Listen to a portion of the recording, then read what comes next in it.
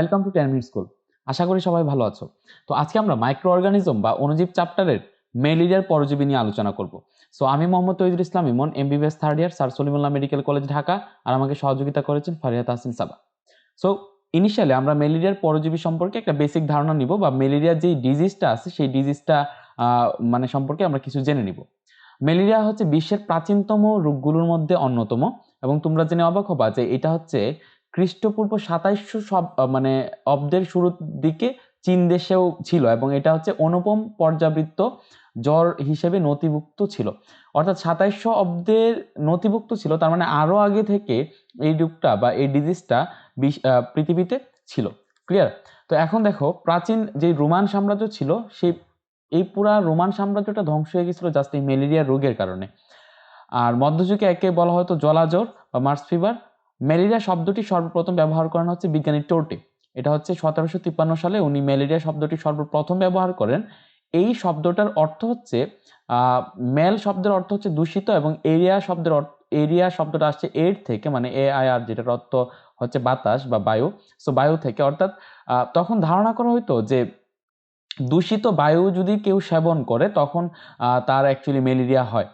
তো এইটার ধারণাটা ভেঙে যায় যখন ফরাসি ডাক্তার চার্লস লেভেরন 1880 খ্রিস্টাব্দে ম্যালেরিয়া আক্রান্ত রোগীর লোহিত রক্তকণিকা থেকে ম্যালেরিয়ার পরজীবী আবিষ্কার করেন।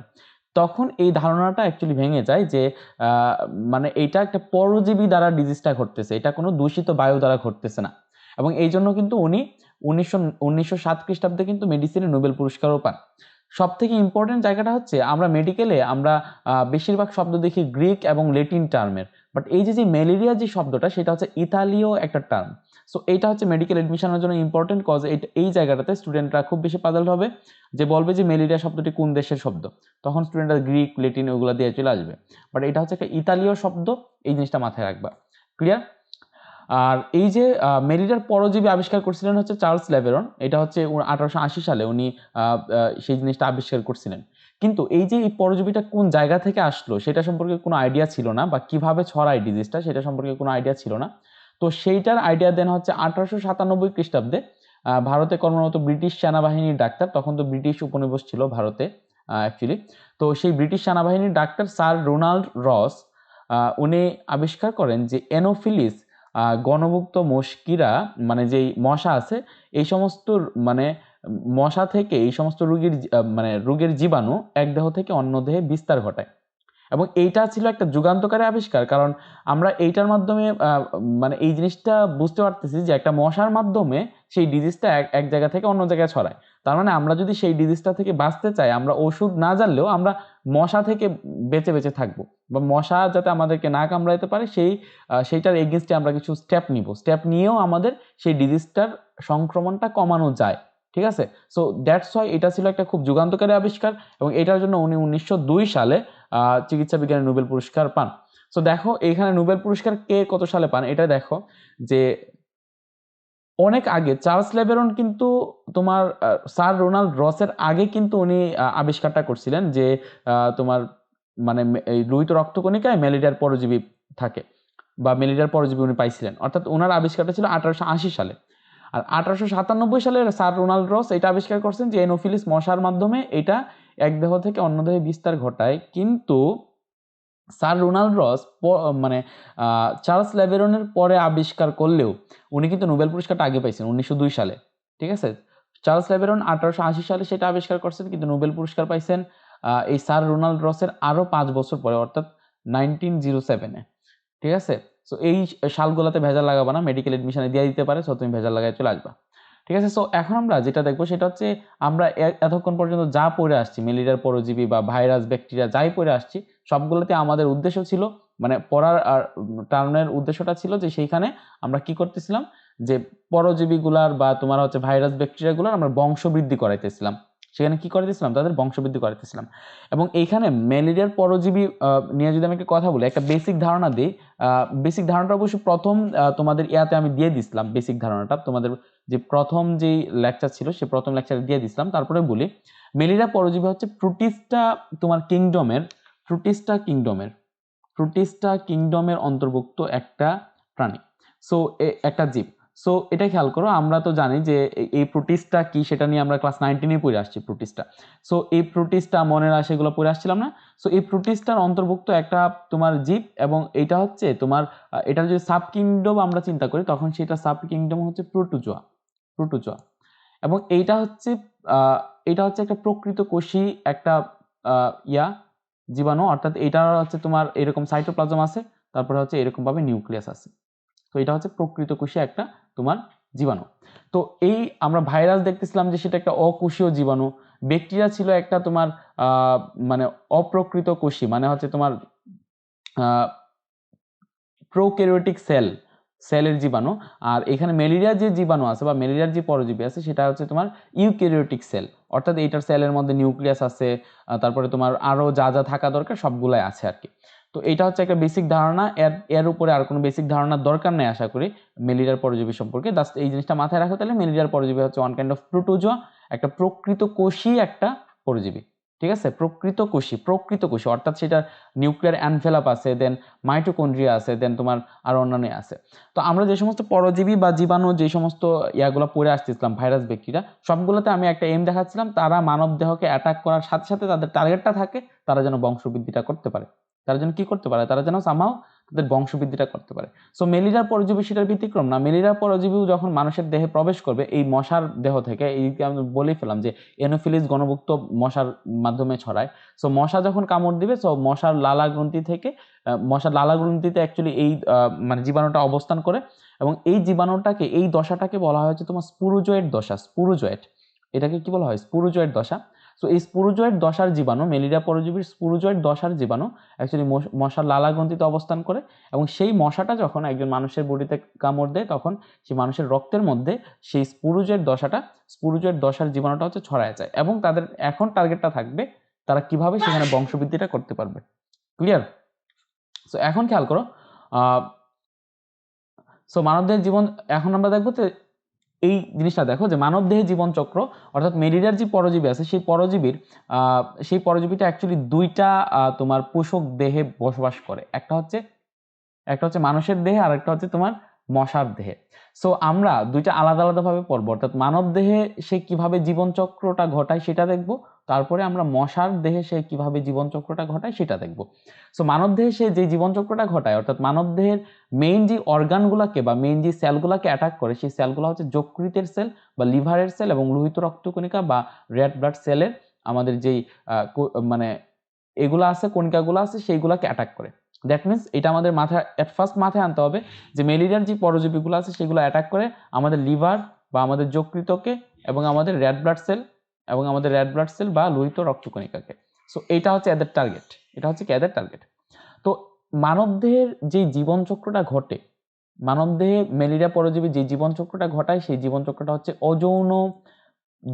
অযৌন পদ্ধতিতে, অর্থাৎ সেইখানে কোনো তোমার শুক্রাণু সৃষ্টি হয় না, কোনো ডিম্বাণু সৃষ্টি হয় না, ঠিক আছে, এবং তাদের মিলিতভাবে তারা জাইগোট ফর্ম করে না, ঠিক আছে। সো যেহেতু তারা জাইগোট ফর্ম করতেছে না, যেহেতু সেখানে মিওসিস ঘটতেছে না, দ্যাটস ওয়াই সেটাকে বলা হচ্ছে অযৌন পদ্ধতি, অর্থাৎ সেখানে এই সমস্ত প্রসেস ছাড়াই সে তার সংখ্যাটা বৃদ্ধি করে। তো এখন ম্যালেরিয়ার যে জীবনচক্র, সেই জীবনচক্রকে তোমার একটা স্পেশাল নাম দেওয়া হয়েছে, সেই স্পেশাল নামটা হচ্ছে তোমার সাইজোগনি। এই সাইজোগনি নাম দেওয়ার কারণ হলো যে এই ম্যালেরিয়া পরজীবীর জীবনচক্রে তোমার সাইজন নামক বহু নিউক্লিয়াস বিশিষ্ট একটি বিশেষ দশা বিদ্যমান, অর্থাৎ একটা কোষের মধ্যে অনেকগুলা নিউক্লিয়াস এক্সিস্ট করে। নর্মালি আমরা কি জানি যে একটা কোষের মধ্যে একটা নিউক্লিয়াস এক্সিস্ট করে, তাই না?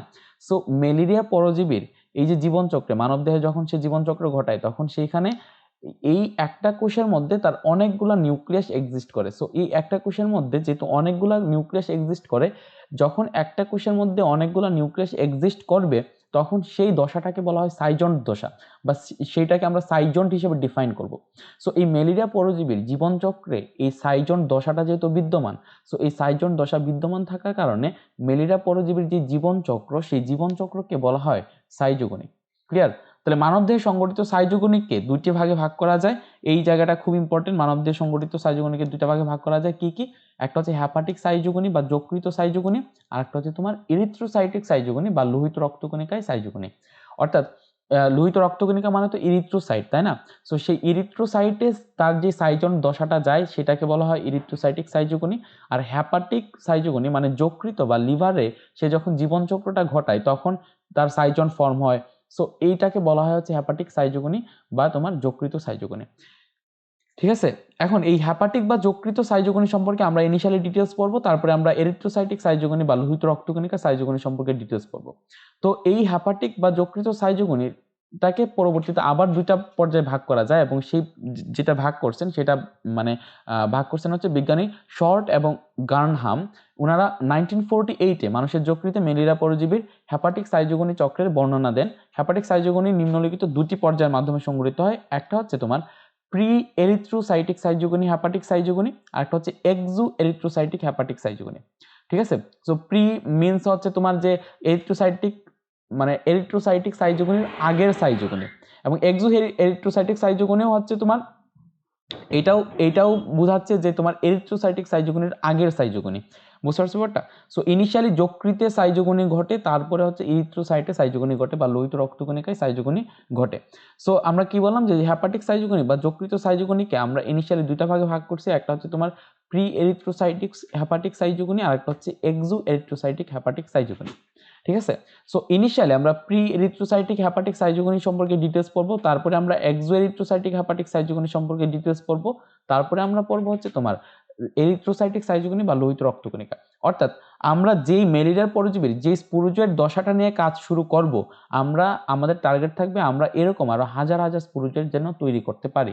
That will be our target. Clear? So খেয়াল করো, এই ম্যালেরিয়া পরজীবীর যে হ্যাপাটিক সাইজোগনি, সেই হ্যাপাটিক সাইজোগনির শুরুটা ঘটে এই যেই স্পুরুজয়েড দশার ধরো একটা মশা হচ্ছে তোমার মানুষের রক্তনালীতে কামড় দিল। মানুষের মানে একটা মশার ধরো এনোফিলিস গণভুক্ত যে মশা আছে সেটা এখানে কামড় দিল। ধরো আমি মশা তো আঁকতে পারতেছি না, বাট ধরো এটা একটা মশা। সো এই মশাটা কামড় দিল। সো এই মশাটা যখন কামড় দিল, এই মশাটা এনোফিলিস গণভুক্ত যদি হয়, এটা লালা গ্রন্থিতে যদি এরকম স্পুরুজয়েড দশার হচ্ছে মাকু আকৃতির, এরকম মাকু আকৃতির এটার মধ্যে একটা নিউক্লিয়াস আছে, আর এটা সাইটোপ্লাজম বা অন্যান্য সাইটোপ্লাজম অঙ্গাণু এক্সিস্ট করতেছে। সো এই যে মাকু আকৃতির তোমার যেই ম্যালেরিয়ার যেই জীবনচক্রের এই ধাপটা, সেটাকে বলা হয়েছে তোমার স্পুরুজয়েড দশা। তো এই ম্যালেরিয়া পরজীবীর এই স্পুরুজয়েড দশার যে জীবাণুগুলো আছে বা পরজীবীগুলো আছে, সেইগুলা অ্যাকচুয়ালি মশার লালা গ্রন্থিতে অবস্থান করে।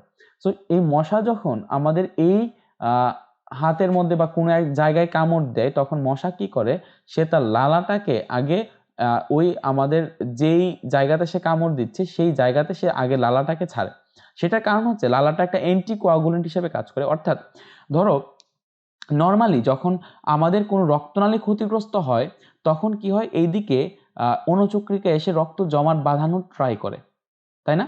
সো এই অণুচক্রিকা যেন যখন এই মশাটা যখন কামড় দিল, যখন সে এইভাবে এই জায়গাটা চামড়াটা ভেদ করে সে যখন এইভাবে ঢুকে পড়লো, এটা ঢুকায় দিল, তখন এই জায়গাতে যেহেতু তোমার রক্তনালী ক্ষতিগ্রস্ত হইতেছে, তো এখানে রক্ত জমাট বাঁধার একটা টেন্ডেন্সি ক্রিয়েট হওয়ার কথা। অণুচক্রিকা সবাই মিলে এখানে রক্ত জমাট বাঁধার একটা টেন্ডেন্সি ক্রিয়েট হওয়ার কথা।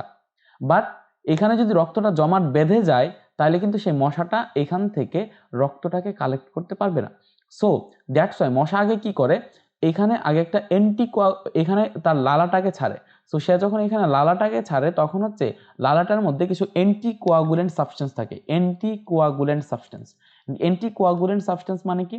অ্যান্টিকোয়াগুলেন্ট সাবস্টেন্স মানে যে সমস্ত সাবস্টেন্স বা যে সমস্ত কেমিক্যাল সাবস্টেন্স অ্যাকচুয়ালি রক্ত জমাট বাঁধতে দেয় না। রক্ত কি বাঁধতে দেয় না? জমাট কেমিক্যাল সাবস্টেন্স, যে সমস্ত কেমিক্যাল সাবস্টেন্স তোমার ব্লাডকে জমাট বাঁধতে দেয় না, ব্লাড কোয়াগুলেশন করতে দেয় না।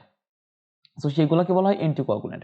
সো এই যে মশা যখন তার রক্ত নেবার সময় যখন সে অ্যান্টিকোয়াগুলেন্টের উদ্দেশ্যে সে যখন তোমার লালা ছাড়ে, তখনই সেই লালা থেকে তোমার এই যে স্পুরুজয়েড দশার যে জীবাণুগুলো আছে, সেই স্পুরুজয়েড দশার জীবাণুগুলা আলটিমেটলি কি করে, এদিকে যেই তোমার রক্তনালী আছে, সেই রক্তনালীর মধ্যে হচ্ছে তোমার ঢুকে যায়। সো এটা আলটিমেটলি স্পুরুজয়েড দশার যে মানে তোমার রক্তকণিকাগুলো আছে, সেই স্পুরুজয়েড দশার সেই রক্তকণিকাগুলা কি করে, এখানে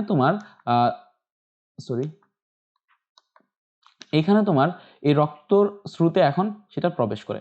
এবং এই যে নর্মালি যখন এই আমাদের এনোফিলিস মশার লালা থেকে স্পুরুজয়েড দশার তোমার জীবাণুটা বা পরজীবীটা যখন আমাদের রক্তে প্রবেশ করতেছে, তখন সেটার আকার থাকে হচ্ছে তোমার, মানে দৈর্ঘ্য থাকে হচ্ছে তোমার 10 to 14 মাইক্রোমিটার। এটার দৈর্ঘ্য থাকে হচ্ছে তোমার, এটার লেন্থ হচ্ছে তোমার, লেন্থ হচ্ছে 10 to 14 মাইক্রোমিটার। দ্যাট মিনস এটা খুব ছোট, 10 to 14 মাইক্রোমিটার। এবং এটার যে প্রস্থ থাকে, অর্থাৎ আমি যদি বলি ব্রেড থাকে হচ্ছে তোমার 0.05 to 1 মাইক্রোমিটার।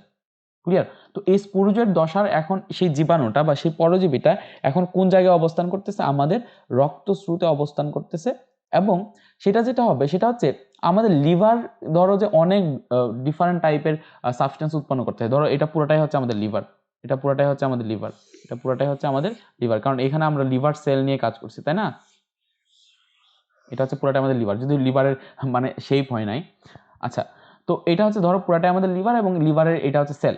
তো এখন যেটা হলো সেটা হচ্ছে এই যে লিভার বিভিন্ন সাবস্টেন্স প্রোডাকশন করে, বিভিন্ন কেমিক্যাল সাবস্টেন্স প্রোডাকশন করে। সো এই স্পুরুজয়েড দশাটা কি করে, ওই লিভারের সেই সমস্ত কেমিক্যাল সাবস্টেন্সগুলোর প্রতি সে অ্যাট্রাক্টেড হয়। আমি কি বলতেছিলাম যে ম্যালেরিয়া পরজীবীটা মেইনলি আমাদের মানব হিউম্যান বডিতে অ্যাটাক করা হচ্ছে যকৃতে এবং লোহিত রক্তকণিকায়। স্পুরুজয়েড দশার যে জীবাণুটা যেটা আমাদের রক্তে ঢুকলো, রক্তস্রোতে আসলো, সেটা কিন্তু শুরুতেই সে কি করবে না, শুরুতেই সে লোহিত রক্তকণিকাকে আক্রমণ করবে না। সে কি করবে, সে এই যে লিভার বা যকৃতের যে কোষগুলো আছে সেই কোষগুলো থেকে কিছু কেমিক্যাল সাবস্টেন্স রিলিজ হয়, সেই কেমিক্যাল সাবস্টেন্সগুলোর প্রতি সে অ্যাট্রাক্টেড হবে। এবং এই যে সেই কেমিক্যাল সাবস্টেন্সগুলোর প্রতি অ্যাট্রাক্টেড হয়ে সে হচ্ছে আলটিমেটলি আমাদের যে লিভার বা যকৃতের যে কোষ, সেই যকৃতের কোষে সে চলে আসবে এবং এই যে যকৃতের কোষের মধ্যে এখন সে অ্যাটাক করবে। এই যে কেমিক্যাল সাবস্টেন্সের প্রতি খেয়াল করো, এই যে কেমিক্যাল সাবস্টেন্সের প্রতি আকর্ষিত হয়ে একটা জায়গায় যে গমন করা, সেটাকে বলা হয় কেমোটেক্সিস। সেটা কি বলা হয়? কেমোটেক্সিস। তোমরা যখন প্রাণীর আচরণ পড়বা চ্যাপ্টার 12-এ, এইচএসসি জুওলজি চ্যাপ্টার 12-এ, তখন এরকম অনেক টেক্সিস সম্পর্কে তোমরা জানবা। ঠিক আছে? কেমোটেক্সিস, ফটোটেক্সিস। ঠিক আছে? ফটোটেক্সিস মানে কি? যে যখন তুমি আলো দেখে মানে একটা তোমার চলন ঘটে, আলোর দিকে তোমার চলন ঘটে, তখন সেটাকে বলা হচ্ছে ফটোটেক্সিস। আর যখন তুমি কেমিক্যাল সাবস্টেন্স, কিছু স্পেশাল কেমিক্যাল সাবস্টেন্সের প্রতি অ্যাট্রাক্টেড হয়ে তোমার সেই দিকে চলন ঘটে, তখন সেই প্রসেসটাকে বলা হচ্ছে তোমার কেমোটেক্সিস। তো এটা কি করে, এইখানে যকৃতের যেই তোমার স্পুরুজের দশার যে জীবাণুগুলো আছে, সেই স্পুরুজের দশার জীবাণুগুলা এই কেমোটেক্সিসের কারণে এই যকৃতে আয়সা কি করে, তারা আশ্রয় নেয়। এবং এইখানে তারা কি করে, এইখানে তোমার যকৃতের যে কোষগুলো আছে সেই যকৃতের কোষগুলোকে অ্যাটাক করে এবং কোষগুলোর ভিতরে ঢুকে পড়ে এবং আলটিমেটলি এই কোষগুলোর ভিতরে সে 7 দিন সে খাওয়া দাওয়া করে।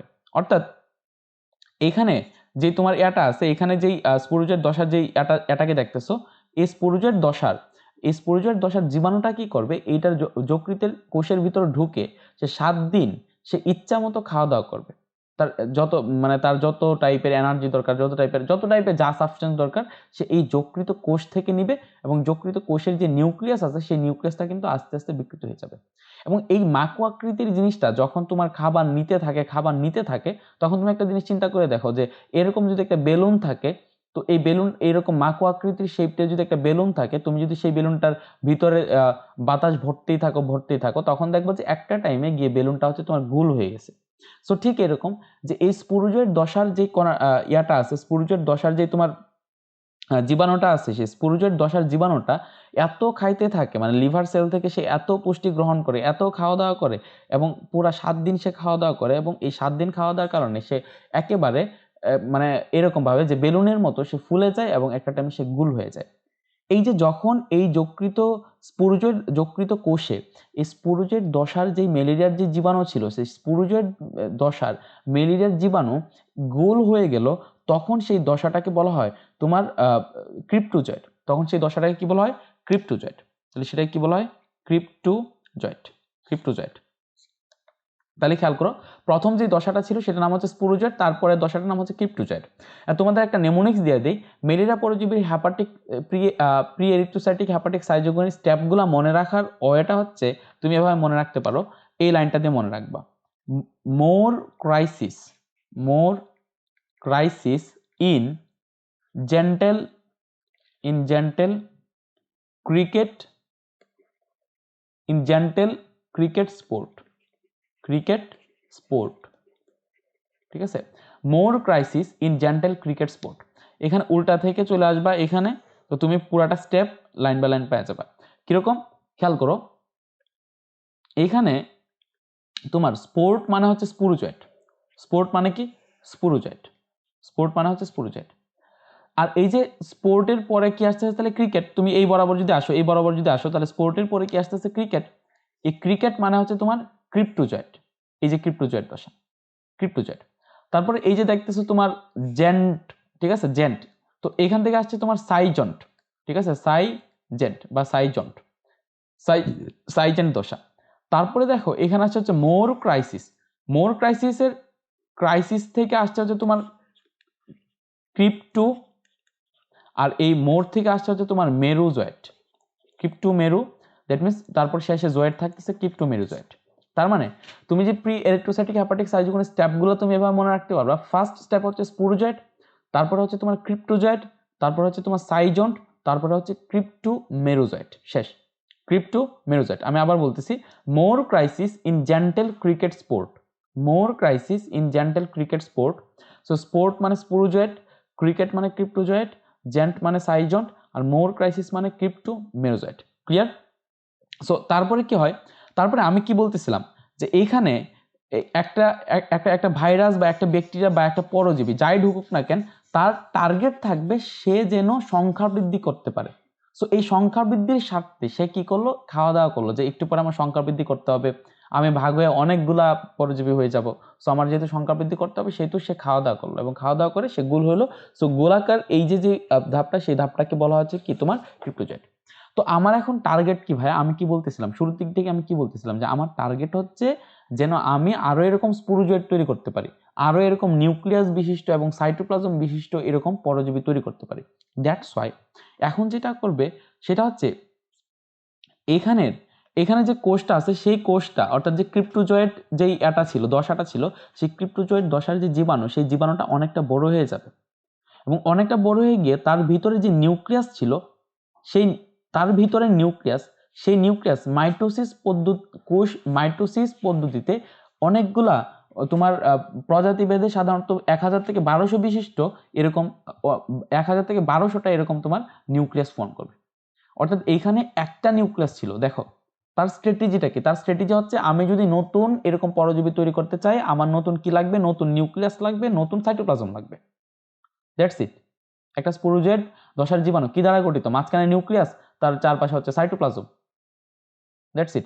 সো এইখানে এই এটার উদ্দেশ্য থাকতে যে আমি কিভাবে নতুন নিউক্লিয়াস বানাইতে পারি, যদি আমি তাহলে নতুন স্পোরোজয়েট দশার জীবাণু বানাইতে চাই, তাহলে আমার কি কি লাগবে, নতুন নিউক্লিয়াস লাগবে, প্লাস হচ্ছে নতুন কি লাগবে, নতুন সাইটোপ্লাজম লাগবে। সো দ্যাটস ওয়াই এখানে কি করলো, এই ক্রিপ্টোজয়েট দশার ভিতরে যে নিউক্লিয়াসটা ছিল, সেই নিউক্লিয়াসটা মাইটোসিস পদ্ধতিতে কোষ বিভাজিত হইলো, এবং এই মাইটোসিস পদ্ধতিতে কোষ বিভাজিত হয়ে সেটা একটা কোষের ভিতরেই, দেখো একটা সেল মেমব্রেনের ভিতরেই কিন্তু সেটা সবগুলা নিউক্লিয়াস আবদ্ধ, এবং সেইখানে 1000 থেকে 1200টা নিউক্লিয়াস বিশিষ্ট একটা দশায় পরিণত হয়েছে। অর্থাৎ এখন সেম সেল মেমব্রেনের ভিতরে 1000 থেকে একের অধিক, মেন কথা হচ্ছে একের অধিক নিউক্লিয়াস বিরাজ করতেছে, এবং সেম মেমব্রেনের ভিতরে যদি তোমার একের অধিক তোমার নিউক্লিয়াস বিরাজ করে, তখন সেই দশাটাকে বলা হয় হচ্ছে তোমার সাইজন্ট দশা। তো এই কারণে এই দশাটাকে বলা হয় সাইজন্ট। তাহলে ফার্স্টে গেল হচ্ছে স্পোর্ট, দ্যাট মিনস স্পুরোজয়েট, তারপর হচ্ছে তোমার ক্রিকেট মিনস হচ্ছে ক্রিপ্টোজয়েট, তারপর হচ্ছে জেন্ট মিনস হচ্ছে সাইজন্ট, তারপরে খেয়াল করো তারপর হচ্ছে মোর ক্রাইসিস, দ্যাট মিনস যেটা আসবে ক্রিপ্টোমেরোজয়েট। তো ক্রিপ্টোমেরোজয়েট দশাটা কি, তো আমি কি বললাম যে আমি যদি স্পুরোজয়েট তৈরি করতে চাই, তাহলে আমি যদি আরো স্পুরোজয়েট তৈরি করতে চাই, তাহলে আমার আরো বেশি নিউক্লিয়াস লাগবে, প্লাস আমার আরো বেশি সাইটোপ্লাজম লাগবে। সো এখন এই যে যে নিউক্লিয়াসগুলো এখন ভিতরের দিকে আছে, সেই নিউক্লিয়াসগুলো এখন কি করবে, এখান থেকে একটু একটু সাইটোপ্লাজম নিবে, একটু একটু সাইটোপ্লাজম নিয়ে প্রতিটা নিউক্লিয়াস, ধরো এটা হচ্ছে নিউক্লিয়াস, এই প্রতিটা নিউক্লিয়াস সাইটোপ্লাজম নিয়ে সে ইন্ডিভিজুয়াল একটা তোমার এই পরজীবী তৈরি করা ট্রাই করবে। সে সাইটোপ্লাজম এরকম ভাবে, ধরো এটা হচ্ছে নিউক্লিয়াস, এটা এটা তার চারপাশে সাইটোপ্লাজম আবৃত করলো, এটা হচ্ছে নিউক্লিয়াস, তার চারপাশে সাইটোপ্লাজম আবৃত করলো। কেন? কারণ হচ্ছে আমরা যদি নতুন জীবাণু তৈরি করতে চাই, তাহলে আমার এরকম নিউক্লিয়াস লাগবে, প্লাস তার চারপাশে সাইটোপ্লাজম লাগবে। দ্যাটস ওয়াই এখন সে কি করলো, সে শুধুমাত্র নিউক্লিয়াস ফর্ম করে ক্ষান্ত থাকলো না, তার যেহেতু নতুন জীবাণু তৈরি করতে হবে সেই জন্য সে নিউক্লিয়াস তৈরি করার পরে এখানে তার চারপাশে কি করলো, চারপাশে হচ্ছে সাইটোপ্লাজম নিয়ে, অর্থাৎ সাইটোপ্লাজম এবং সেল মেমব্রেন নিয়ে এরকম একটা দশা ক্রিয়েট করলো। তাহলে এই যে এই দশাটা যখন সে এই যে নিউক্লিয়াসগুলোর চারপাশে যখন সে এরকম সাইটোপ্লাজম এবং সেল মেমব্রেন নিয়ে যখন সে একটা দশা তৈরি করলো, পরজীবীর এই দশাটাকে বলা হয় হচ্ছে তোমার ক্রিপ্টোমেরোজয়েড। এই দশাটাকে কি বলা হয়, ক্রিপ্টোমেরোজয়েড। তো এই ক্রিপ্টোমেরোজয়েড দশাটা যখন হয় তখন কি করে, তখন হচ্ছে এদের এই যে চারপাশে যে এই মেমব্রেনটা থাকে সেই মেমব্রেনটা ভেঙে যায়, প্লাস এখানে যে লিভার থাকে, এখানে যে যকৃত থাকে, সেই যকৃতের মানে এই যকৃত কোষ, সেই যকৃত কোষটাকে ভেঙে তারা হচ্ছে বের হয়ে যায়, যকৃত কোষটাকে ভেঙে তারা কি করে বের হয়ে যায়, এবং তারা ফার্দার আবার যকৃত কোষকে অ্যাটাক করে, আবার যকৃত কোষকে অ্যাটাক করে। অর্থাৎ তারা একটা থেকে দেখো 1000 থেকে 1200টা এরকম বের হইছে, তারা প্রত্যেকে গিয়ে আবার যকৃত কোষকে অ্যাটাক করবে এবং আবার তারা এরকম কাহিনী ঘটাবে। দ্যাট মিনস কত মানে দ্রুত গতিতে এমপ্লিফাই হচ্ছে ব্যাপারটা, মানে একটা জাস্ট স্পোরোজয়েড ঢুকছে আর দেখো কি হইতেছে। অ্যাকচুয়ালি একটা স্পোরোজয়েড ঢুকে না, মশা যখন কামড় দেয় তখন হাজার হাজার স্পোরোজয়েড ঢুকে, এবং তাহলে বুঝো যে তোমার লিভারটা কি হয়ে যাবে, তোমার যকৃতর অবস্থা কি হয়ে যাবে। তো এখন কি করে, এখানে যে তোমার ক্রিপ্টোমেরুজের দশার এগুলো আছে সেগুলো আবার তোমার ইয়াকে অ্যাটাক করে, আবার যকৃত কোষকে অ্যাটাক করে, আবার যকৃত কোষকে অ্যাটাক করে সে কি করে খাওয়া দাওয়া করে বড় হয় এবং আবার সাইজন ঘটায়, আবার কি ঘটায়, আবার সাইজন ঘটায়। অর্থাৎ এই যে দেখো আবার সাইজন ঘটাইছে, অর্থাৎ আবার এই মেমব্রেনের ভিতরে তার যে নিউক্লিয়াসটা ছিল সেই নিউক্লিয়াসটা বিভাজিত হইলো, এবং বিভাজিত হয়ে সে এখন কি করলো, এখানে তোমার আবার সাইজন ঘটাইলো। ঠিক আছে, অর্থাৎ এখানে নিউক্লিয়াসটা বারবার মাইটোসিস কোষ বিভাজনের মাধ্যমে এখানে একটা আবার সাইজন দশা ক্রিয়েট করলো। এই সাইজন দশাগুলো কি করলো, এগেইন আমি যদি নতুন জীবাণু তৈরি করতে চাই আমার কি দরকার, নতুন নিউক্লিয়াস দরকার, প্লাস এর চারপাশে নতুন সাইটোপ্লাজম দরকার। সো ঠিক এরকম একটা দশা, অর্থাৎ নিউক্লিয়াসের চারপাশে আবার সে সাইটোপ্লাজমে আবৃত করলো, এবং সাইটোপ্লাজমে আবৃত করলে এখন তার যে দশাটা আমরা পাইলাম সেই দশাটাকে বলা হয় হচ্ছে তোমার, খেয়াল করো এই দশাটাকে কি বলা হইতেছিল, ক্রিপ্টোমেরোজয়েড না, এই দশাটার আগে জাস্ট একটু ম্যাটা লাগায় তো, সো সেটাকে বলা হবে তোমার ম্যাটাক্রিপ্টোমেরোজয়েড। এবং এইখানে টার্মগুলা দেখো খুব টেকনিক্যাল টার্ম, এটাকে কি বলা হচ্ছে তাহলে ম্যাটাক্রিপ্টোমেরোজয়েড। এই ম্যাটাক্রিপ্টোমেরোজয়েডের মধ্যে আবার কিছু বড় থাকে এবং কিছু ছোট থাকে। সো যেগুলো বড় থাকে সেগুলোকে বলা হয়েছে তোমার ম্যাটাক্রিপ্টোমেরোজয়েড। ম্যাক্রো মিন্স হচ্ছে বড়, ম্যাক্রো মিন্স কি, ম্যাক্রো মিন্স কি বড়, আর মাইক্রো মিন্স কি, মাইক্রো মানে ছোট, মাইক্রো মানে কি ছোট, সো মাইক্রো মানে কি ছোট। সো এখন খেয়াল করো, একটা হচ্ছে ম্যাটাক্রিপ্টোমেরোজয়েড কি করে, ম্যাটাক্রিপ্টোমেরোজয়েডের মধ্যে কিছু মেরোজয়েড তোমার বড় থাকে এবং কিছু ছোট থাকে। সো বড়গুলাকে বলা হয়েছে তোমার ম্যাটাক্রিপ্টোমেরোজয়েড, আর যে ছোটগুলো আছে সেই ছোটগুলাকে বলা হয় ম্যাটাক্রিপ্টোমেরোজয়েড। এখন খেয়াল করো এইখানে যে ম্যাটাক্রিপ্টোমেরোজয়েড আছে সেই ম্যাটাক্রিপ্টোমেরোজয়েড এগেইন আবার যকৃত কোষকে অ্যাটাক করবে। এখন দেখো তারা জাস্ট এমপ্লিফাই করতেছে, সংখ্যা বৃদ্ধি করতেছে, জাস্ট এমপ্লিফাই করতেছে, একটা ঢুকছিল কিন্তু হাজার হাজার হয়ে গেছে, আবার এরা যকৃত কোষকে অ্যাটাক করবে, এন্ড তারা আবার এখান থেকে যকৃত কোষকে অ্যাটাক করার পরে আবার সাইজন ঘটাবে, সাইজন ঘটায় আবার ম্যাটাক্রিপ্টোমেরোজয়েড করবে, আবার ম্যাটাক্রিপ্টোমেরোজয়েড উৎপন্ন করবে, ম্যাটাক্রিপ্টোমেরোজয়েড উৎপন্ন করবে, এরকম পুরো একটা সাইকেল থাকবে। এবং এই ম্যাটাক্রিপ্টোমেরোজয়েডের মধ্যে কিছু ছিল ছোট, এই যে ছোটগুলো আছে সেগুলোকে বলা হচ্ছে ম্যাটাক্রিপ্টোমেরোজয়েড। সেই ক্রিপ্টোমেরোজয়েডের পর্যায়টা এখন কি করবে, তারা গিয়ে তোমার লোহিত রক্তকণিকাকে অ্যাটাক করবে। অর্থাৎ এই দিক দিয়ে ম্যাটাক্রিপ্টোমেরোজয়েড বড় ভাই হচ্ছে অ্যাটাক করতেছে যকৃতকে, আর এখান থেকে যে ছোট ভাই ছিল সেই ছোট ভাই গিয়ে অ্যাটাক করতেছে হচ্ছে তোমার লোহিত রক্তকণিকাকে, ক্লিয়ার, লোহিত রক্তকণিকাকে। এখন দেখো তাহলে আমরা প্রি হিস্টোসাইটিক হেপাটিক সাইটোকাইনেসিস ধাপগুলো যদি পড়ি, দেখো এখানে জাস্ট আমি একটু পড়ে যাবো জাস্ট যাতে তোমরা বইয়ের লাইনগুলোর সাথে রিলেট করতে পারো। দেখো এনোফিলিস মস্কি লালাগ্রন্থিতে অবস্থিত প্লাজমোডিয়ামের স্পোরোজয়েড, দৈর্ঘ্যে 10 থেকে 14 মাইক্রোমিটার এবং প্রস্থ 0.05 থেকে 1 মাইক্রোমিটার দশার পরিণত জীবাণু মস্কির দংশনের মাধ্যমে মানবদেহে প্রবেশ করে এবং রক্তস্রোতের মাধ্যমে বাহিত হয়ে কেমোটেক্সিসের কারণে যকৃতে এসে আশ্রয় নেয়। মানবদেহে প্রবেশের প্রায় 30 থেকে 45 মিনিটের মধ্যে জীবাণুগুলো যকৃতে প্যারেনকাইমা কোষের অভ্যন্তরে প্রবেশ করে, এখানে তারা প্রায় 7 দিন অবস্থান করে এবং কি করে বৃদ্ধিপ্রাপ্ত হয়। তারপরে কি করে, যকৃত কোষ থেকে খাদ্য গ্রহণ করে মাকো আকৃতির যে স্পোরোজয়েড গুলা ছিল সেগুলা গোলাকার আকৃতিতে পরিণত হয়, এবং সেই দশাটাকে বলা হয় যে তোমার ক্রিপ্টোজয়েড। সেই দশাটাকে কি বলা হয়, ক্রিপ্টোজয়েড। তারপর প্রতিটি ক্রিপ্টোজয়েটের নিউক্লিয়াস ক্রমাগত বিভক্ত হয়ে কয়েকদিনের মধ্যে বহু নিউক্লিয়াস বিশিষ্ট দশায় পরিণত হয়। পরজীবীর এই দশাকে বলা হচ্ছে কি, সাইজন্ট। তারপরে কি হয়, তারপর হচ্ছে পরবর্তী পর্যায়ে সাইজন্টের প্রতিটি নিউক্লিয়াসের চারপাশে কিছু পরিমাণ সাইটোপ্লাজম ও প্লাজমা মেমব্রেন সৃষ্টি হয়। পরজীবীর এই দশাকে বলা হয় ক্রিপ্টোমেরোজয়েট। চক্রের শেষ পর্যায়ে হেপাটোসাইট ভেঙে যায় এবং ক্রিপ্টোমেরোজয়েটগুলো যকৃতের সাইনোসয়েডে আশ্রয় নেয় এবং এখান থেকে পরবর্তী চক্র শুরু হয়। পরবর্তী চক্র আবার সেম। পরবর্তী চক্রটা কি, অর্থাৎ এক্সোএরিথ্রোসাইটিক হেপাটিক সাইজোগোনা কি, প্রি এরিথ্রোসাইটিক সাইজোগোনি চক্রে উৎপন্ন ক্রিপ্টোমেরোজয়েটগুলো নতুন হেপাটোসাইটকে আক্রমণের মাধ্যমে এক্সোএরিথ্রোসাইটিক হেপাটো সাইজোগোনির চক্রের সূচনা করে। তারপরে এই ক্রিপ্টোমেরোজয়েটগুলো কি করে, ক্রিপ্টোমেরোজয়েটগুলো নতুন যকৃত কোষে প্রবেশ করে নিউক্লিয়াসের বারবার বিভাজনের মাধ্যমে আবার বহু নিউক্লিয়াস বিশিষ্ট সাইজন্ট দশায় পরিণত হয়। তারপর কি করে, তারপর হচ্ছে সাইজন্টের প্রতিটা নিউক্লিয়াস চারপাশে এগেইন সাইটোপ্লাজম জমা হয় এবং প্লাজমা মেমব্রেন দ্বারা আবৃত হয়ে যেসব নতুন কোষ সৃষ্টি করে তাদেরকে বলা হয় মেটাক্রিপ্টোমেরোজয়েট। এই মেটাক্রিপ্টোমেরোজয়েটের মধ্যে পরিণত হলে আক্রান্ত কোষ বিদীর্ণ হয়, বেরিয়ে আসে এবং নতুন নতুন যকৃত কোষকে আক্রমণ করে এ চক্রের পুনরাবৃত্তি ঘটায়। এ চক্রে মানুষের যকৃতে প্রচুর মেরুজয়েট পাওয়া যায়। আচ্ছা, এখানে দেখো এই কথাটা লেখা আছে, এই যে আকারের ভিত্তিতে এদেরকে দুই ভাগে ভাগ করা যায়। একটা হচ্ছে মাইক্রোমেটাক্রিপ্টোমেরোজয়েট আর একটা হচ্ছে তোমার ম্যাক্রোমেটাক্রিপ্টোমেরোজয়েট। প্রথমোক্তগুলো অপেক্ষাকৃত ছোট এবং শেষোক্তগুলো অপেক্ষাকৃত বড়। মাইক্রো মানে হচ্ছে ছোট আর ম্যাক্রো মানে হচ্ছে বড়। বড় আকৃতির মেরুজয়েটগুলা, যেটা বলতেছিলাম যে এই ম্যাক্রোমেরোজয়েটগুলা কি করে, ম্যাক্রোমেটাক্রিপ্টোমেরোজয়েটগুলা কি করে, নতুন যকৃত কোষকে আক্রমণ করে অসংখ্যা বৃদ্ধি ঘটায়।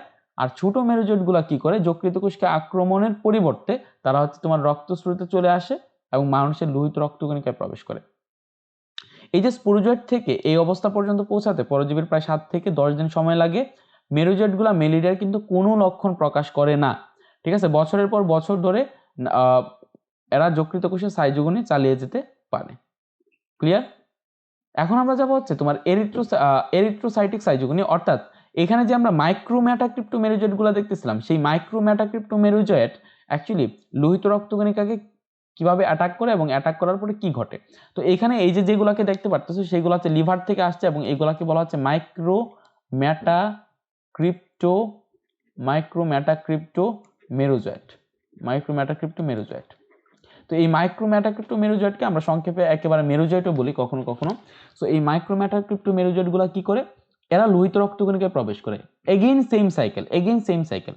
দেখো স্টুডেন্টরা ম্যালেরিয়া পরজীবীটাকে খুব বেশি ভয় পায়, ওরা ভাবে যে এই স্টেপগুলো মনে রাখা অনেকটা, বাট একটু টেকনিক্যাল হইলে এই স্টেপগুলোর মতো ইজি স্টেপ নাই। তুমি জাস্ট টার্মগুলো মাথায় রাখবা, টার্ম, এবং টার্মগুলো মাথায় রাখার জন্য তো তোমাকে নেমোনিক্স দিয়েই দিলাম যে পেরিটোসাইটিক সাইজোগনিতে তুমি টার্মগুলো মাথায় রাখবা, যে more crisis in gentle cricket sports. তো এইটা দিয়ে তো তোমার পুরো জিনিসটাই চলে আসতেছে যে কোনটার পরে কোনটা আসবে। সো এখানে তো ভয়ের কিছু নাই, ঠিক আছে, জাস্ট চিত্রগুলো ভালো করে খেয়াল করো, সব ইজি। তো এখানে কি করলো, তবে এই জিনিসটা মাথায় রাখো, এখনো কিন্তু আমাদের টার্গেট আমরা কিভাবে স্পোরজয়েড দশার জীবাণু বানাইতে পারি। অর্থাৎ প্রথমে যে মাকড় আকৃতির যে জীবাণুটা ঢুকছিল, আমাদের টার্গেট হচ্ছে এইরকম আমরা জীবাণু কি করব, নতুন নতুন তৈরি করব। সো এরকম নতুন নতুন জীবাণু তৈরি হইতে অনেক পথ, মাঝখানে তারা অনেক কাহিনী ঘটাইতেছে। দেখো তো এই যে মাইক্রোমেটাক্রিপ্টোমেরোজয়েট আছে সেটা এখন কাকে অ্যাটাক করলো ভাই, লোহিত রক্তকণিকাকে।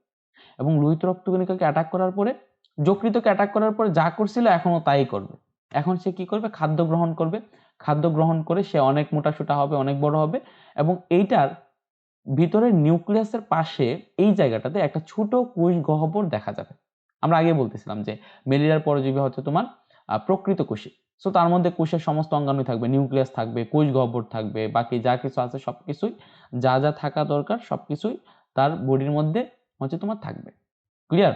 আচ্ছা, তারপরে কি হবে, এখানে যে কোষ গহ্বরটা আছে সেই কোষ গহ্বরটা তোমার হঠাৎ করে আস্তে আস্তে বড় হইতে থাকবে।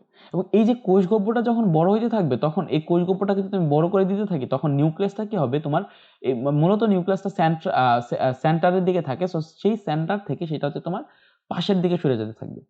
তো এই দশাটা যখন এই যে কোষ গহ্বরটা বড় হওয়ার কারণে নিউক্লিয়াসটা তোমার একেবারে তোমার ইয়ার দিকে চলে আসছে, প্রান্তের দিকে চলে আসছে, এবং এই পুরা স্ট্রাকচারটাকে এখন একটা হাতে পরানো রিং এর মতো মনে হচ্ছে, তাই না? এটা একটা রিং, যে তোমার কি বলবো, যে আংটিতে অনেক সময় পাথর বসানো থাকে না, সো পাথর বসানো রিং এর মতো মনে হচ্ছে। সো এই যে পাথর বসানো যে রিং, সেই পাথর বসানোর এই রিংটাকে এই রিং এর মতো দশার কারণে এটাকে বলা হয়েছে তোমার সিগনেট রিং। এই দশাটাকে কি বলা হয়, সিগনেট রিং। তো এখন দেখো, এখানে দেখো খুব ইম্পর্টেন্ট একটা জিনিস, যে প্রথমে হচ্ছে গহ্বরটা ছোট থাকে, তারপর গহ্বরটা হচ্ছে হঠাৎ করে বড় হয়ে যায়, অ্যান্ড উইদিন 8 আওয়ার্স কি হয়, এখানে যেই কোষ গহ্বর ছিল সেই কোষ গহ্বরটা অদৃশ্য হয়ে যায়। দেখো কি প্রসেসটা ঘটলো, তাহলে প্রথমে এখানে যে মেরুজয়েটের মধ্যে কোনো কোষ গহ্বর টহ্বর নাই, মাইক্রোক্রিপ্টো মেরুজয়েটের দশার জীবাণুগুলা সেখানে লোহিত রক্তকণিকাকে অ্যাটাক করলো, লোহিত রক্তকণিকাকে ঢুকার পরে সেটা হচ্ছে তোমার ছোট একটা কোষ গহ্বর এবং একটা নিউক্লিয়াস তার মধ্যে আছে। এই কোষ গহ্বরটা ছোট একটা মানে তোমার প্রথমে দৃশ্যমান হয়েছিল, সেটা তারপরে অনেক বড় হয়ে গেল এবং এতটাই বড় হলো যে সেটার চাপে নিউক্লিয়াসটা এক পাশে চলে গেল, সেটা একটা রিংয়ের মতো দেখা গেছে। কিন্তু এর পরবর্তী স্টেপে অর্থাৎ উইদিন 8 আওয়ার্স 8 ঘন্টার মধ্যে পরজীবীর এই যে অন্তস্থ তোমার যে গহ্বরটা ছিল সেই গহ্বরটা হচ্ছে তোমার অদৃশ্য হয়ে যায় এবং তখন শুধুমাত্র নিউক্লিয়াসটা থাকে সাইটোপ্লাজমের মাধ্যমে এবং এই যে সেল মেমব্রেনটা ছিল সেই সেল মেমব্রেনটা এরকমভাবে ইউনিফর্ম না থেকে, এরকমভাবে ইউনিফর্মলি গোলাকার না থেকে, সেটা হচ্ছে তোমার এই যে এরকমভাবে হয়ে যায়, ছড়ায়া যায় এবং এটা মোটামুটি এমিবার মতো আকৃতি ধারণ করে। সো এই যে যখন সেটা এমিবার মতো আকৃতি ধারণ করে তখন সেই স্টেজটাকে বলা হয় হচ্ছে তোমার এমিবয়েড ট্রোফোজয়েড। সেই স্টেজটাকে কি বলা হয়? এমিবয়েড ট্রোফোজয়েড। এবং এই সময় লোহিত রক্তকণিকাটা আকারে অনেকটা বড় হয়ে যায়। দেখো লোহিত রক্তকণিকাটা আকার কতটুকু ছোট ছিল আর একটু বড় হলো, এখন অনেকটা বড় হয়ে গেছে লোহিত রক্তকণিকা। তো লোহিত রক্তকণিকাটা আকারে অনেকটা বড় হয়ে যায়, স্ফীত হয়ে যায় এবং এর সাইটোপ্লাজমে কিছু তোমার ক্ষুদ্র ক্ষুদ্র দানা দেখা যায়। এর সাইটোপ্লাজমে কিছু ক্ষুদ্র ক্ষুদ্র দানা দেখা যায়। এই দানাগুলোকে বলা হয় যে তোমার সাফনার্স দানা বা সাফনার্স ডটস। এবং আমরা একজন ব্যক্তির ম্যালেরিয়া হয়েছে কিনা সেটা কিন্তু তার লোহিত রক্তকণিকার এই সাফনার্স ডটগুলা দেখেই কিন্তু আমরা শিওর হই। আমরা কি হই? লোহিত রক্তকণিকার সেই সাফনার্স ডটগুলা দেখেই আমরা শিওর হই। তার মানে কি ঘটলো? তার মানে হচ্ছে প্রথমে হচ্ছে একটা ছিল, এটা কি ছিল? প্রথমে তোমার একটা ছোট ছোট টাইপের কোষগহ্বর ছিল, তার পরবর্তীতে কোষগহ্বরটা একটু বড় হলো, তার পরবর্তীতে আবার কোষগহ্বরটা অদৃশ্য হয়ে গেল, এখানে যে সেল মেমব্রেনটা ছিল সেটা এমিবার মতো আকৃতি ধারণ করলো এবং এই স্টেজটাকে আমরা বলতেছি হচ্ছে এমিবয়েড ট্রোফোজয়েড। কেন এমিবয়েড ট্রোফোজয়েড বলতেছি? কারণ এটা এমিবার মতো, তো এবং এটা হচ্ছে ট্রোফোজয়েড দশা থেকে আসছে, সো দ্যাটস ওয়াই সেটাকে এমিবয়েড ট্রোফোজয়েড বলতেছি। ক্লিয়ার? তার পরবর্তী স্টেপে কি ঘটবে সেটা তোমরা জানো। আমরা দেখতেছি যে এখানে তাহলে কোষগুলা যদি বংশবৃদ্ধি করতে চাও, তার সংখ্যা বৃদ্ধি যদি সে করতে চায়, তাহলে তার নতুন নিউক্লিয়াস লাগবে, তার নতুন এরকম সেল মেমব্রেন লাগবে, নতুন সাইটোপ্লাজম লাগবে। সো সে কি করে? এখানে সে কি করে? তার যে নিউক্লিয়াস আছে সেই নিউক্লিয়াস এগেইন তোমার এরকম বিভাজিত হয়, অর্থাৎ নিউক্লিয়াস বারবার এরকম ভাবে মাইটোসিস কোষ বিভাজন ঘটাইতে থাকে এবং এখানে 12 থেকে 24টা এরকম অপত্য নিউক্লিয়াস সৃষ্টি করে। এই যে একটা সেল মেমব্রেনের ভিতরে অনেকগুলো নিউক্লিয়াস এক্সিস্ট করতেছে না, এই জন্য সেই দশাটাকে বলা হয় সাইজন দশা। দ্যাটস ওয়াই আমরা বলতেছিলাম যে তোমার ম্যালেরিয়া পরজীবীর যেই জীবন চক্র, সেই জীবন চক্রটাকে সাইজোগনি বলা হয়। সাইজোগনি বলার মেইন কজটা হচ্ছে এখানে যে এদের যে জীবন চক্র, সেই জীবন চক্রের মধ্যে একটা সেল মেমব্রেনের ভিতরে বহু নিউক্লিয়াস বিশিষ্ট তোমার অবস্থা বিদ্যমান এবং সেই জন্য সেটাকে কি বলা হয়? তোমার সাইজন বলা হয়। এবং এই টাইমটাতে দেখো এই সাইটোপ্লাজমে তোমার হিমোজয়েন নামক বর্জ্য পদার্থ জমা হয়। হিমোজয়েন কেন সেটাকে বলা হলো? হিম মানে হচ্ছে ব্লাড। সো এইটা ব্লাডের সেলের মধ্যে বর্জ্য পদার্থ জমা হচ্ছে। কারণ কি? কারণ হচ্ছে এই যে দশার যে জীবাণুগুলো আছে সেই জীবাণুগুলো লোহিত রক্তকণিকা থেকে খাদ্য নিচ্ছে এবং খাদ্য নেওয়ার পরে অবশ্যই তারা পরিপাক করে তারপরে বর্জ্য পদার্থ হিসেবে ছাড়বে, যেগুলো এখানে হিমোজয়েন হিসেবে কি হইতেছে ভাইয়া? জমা হইতেছে। ক্লিয়ার? আচ্ছা, তো এই যে এইখানে সাইজন, তার পরবর্তী স্টেপটা কিন্তু তোমরা জানো। পরবর্তী স্টেপটা কি? এই নিউক্লিয়াসগুলো কি করবে? তার চারপাশে এখন সে সাইটোপ্লাজমকে আনবে, চারপাশে সাইটোপ্লাজম এবং সেল মেমব্রেন আনবে, যাতে তারা নতুন আরেকটা ইন্ডিভিজুয়াল জীবাণু তৈরি করতে পারে। সো আমরা এখন দেখবো যে এখানে যেটা হয় সেটা হচ্ছে যে এই যে সাইজন দশার যে নিউক্লিয়াসগুলো আছে সেগুলা 45 আওয়ার্সের মধ্যে, অর্থাৎ 45 ঘন্টার মধ্যে তারা কি করে? এই যে সাইটোপ্লাজম এবং প্লাজমা মেমব্রেন সহ ইন্ডিভিজুয়াল ভাবে আলাদা হয়ে যায়। ঠিক আছে? কিন্তু আলাদা হইলেও কি হয় এখানে তোমার? এখানে তারা এরকম ভাবে, আমরা যখন প্রি এরিথ্রোসাইটিক সাইজোগনিতে দেখতেছিলাম, অর্থাৎ হেপাটিক সাইজোগনিতে আমরা দেখতেছিলাম যে জাস্ট এইখানে যে সাইটোপ্লাজমটা আছে সেই সাইটোপ্লাজমটা একটা তোমার এখানে যে নিউক্লিয়াসটা আছে সেই নিউক্লিয়াসটা একটা সাইটোপ্লাজম দ্বারা আবৃত হয়ে যায় এবং সেটা গোল থাকে। এখানে কি হয়? সেই নিউক্লিয়াসটা সাইটোপ্লাজম দ্বারা আবৃত হয় কিন্তু সম্পূর্ণভাবে আবৃত হয় না এবং একটার সাথে একটা লেগে থেকে তারা একটা গোলাপের পাপড়ির মতো তোমার একটা অবস্থা ক্রিয়েট করে ফেলে। এবং এই যে গোলাপের পাপড়ির মতো তারা যে অবস্থাটা ক্রিয়েট করলো, এই অবস্থাটাকে বলা হয় হচ্ছে তোমার রোজেট। রোজ মানে কি? গোলাপ। সো এই অবস্থাটাকে কি বলা হয়? রোজেট। আচ্ছা, তো পরবর্তী অবস্থায় কি হয়? পরবর্তী অবস্থায় কি হয় যে এইখানে যেই রোজেটগুলো ছিল সেগুলো আবার আলাদা হয়ে যায়, অর্থাৎ এখান দিয়ে গিয়ে এটা হচ্ছে আলাদা হয়ে যায়, প্রত্যেকটা আলাদা হয়ে যায়, দেখো আলাদা একটা জীবাণু হিসেবে আত্মপ্রকাশ করে। সো এরকমভাবে আলাদা হয়ে যায়, প্রতিটা এরকমভাবে আলাদা থাকে। সো এরকমভাবে আলাদা থাকে এবং তারা কি করে, তোমার যেই লোহিত রক্তকণিকাটা আছে সেই লোহিত রক্তকণিকাটাকে এখন হচ্ছে তোমার ধ্বংস করে রক্তস্রোতে চলে আসে। এই জায়গাটাতে খুব ইম্পর্টেন্ট একটা কথা বলবো, খুব ইম্পর্টেন্ট, 100% ইম্পর্টেন্ট একটা কথা, যে এইখানে তোমার কি করে এরা এরা হচ্ছে তোমার লোহিত রক্তকণিকাকে ভেঙে এখন এরা রক্তস্রোতে চলে আসে, এই এই যে মেরুজয়ের যে দশার যে জীবাণুগুলা, ঠিক আছে? সো এরা হচ্ছে রক্তস্রোতে চলে আসে। এই যে মেরুজয়েডগুলা যখন তোমার রক্তস্রোতে চলে আসে তখন আমাদের বডির তোমার তখন টের পায় যে আমাদের আমাদের বডির যে ইমিউন সিস্টেম আছে বা প্রতিরক্ষা ব্যবস্থা আছে সে তখন টের পায় যে আচ্ছা ঠিক আছে, আমার মধ্যে তো বহিরাগত কোনো একটা জীবাণু অ্যাটাক করছে। তো যখন এইটা টের পায় তখন কে আগায় আসে? অবশ্যই শ্বেতরক্তকণিকা, কারণ শ্বেতরক্তকণিকাগুলো আমাদের বডির প্রতিরক্ষা ব্যবস্থাটা গড়ে তুলছে। তো এই যে মেরুজয়েডগুলোর সাথে তখন এই যে মেরুজয়েড দশার যে জীবাণু আছে সেই মেরুজয়েড দশার জীবাণুর সাথে আমাদের যে শ্বেতরক্তকণিকা আছে সেই শ্বেতরক্তকণিকাগুলোর স্ট্রাগল হয়। এবং এই যে শ্বেতরক্তকণিকাগুলোর যখন স্ট্রাগল হয়, শ্বেতরক্তকণিকাগুলো কিছু কিছু শ্বেতরক্তকণিকা এগুলাকে ফেগোসাইটোসিস করে, কিছু কিছু করতে পারে না, কিছু কিছু এসকেপ করে ফেগোসাইটোসিস। তো এই যখন ব্যাটেল হয় তখন এরা কি করে, সামটাইমস যখন শ্বেতরক্তকণিকাগুলা এগুলাকে ফেগোসাইটোসিস করে, ফেগোসাইটোসিস করার পরে কণিকাগুলা এগুলাকে বর্জ্য পদার্থ হিসাবে তোমার পাইরোজেন আকারে নিশ্চিত করে। কি আকারে নিশ্চিত করে? পাইরোজেন। অর্থাৎ যখন এইদিকে ব্যাটেল চলতে থাকে মেরুজয়েড এবং শ্বেতরক্তকণিকা বা ডাব্লিউবিসির মধ্যে যখন তোমার ব্যাটেল চলতে থাকে তখন শ্বেতরক্তকণিকাগুলা কি ক্ষরণ করে? পাইরোজেন ক্ষরণ করে।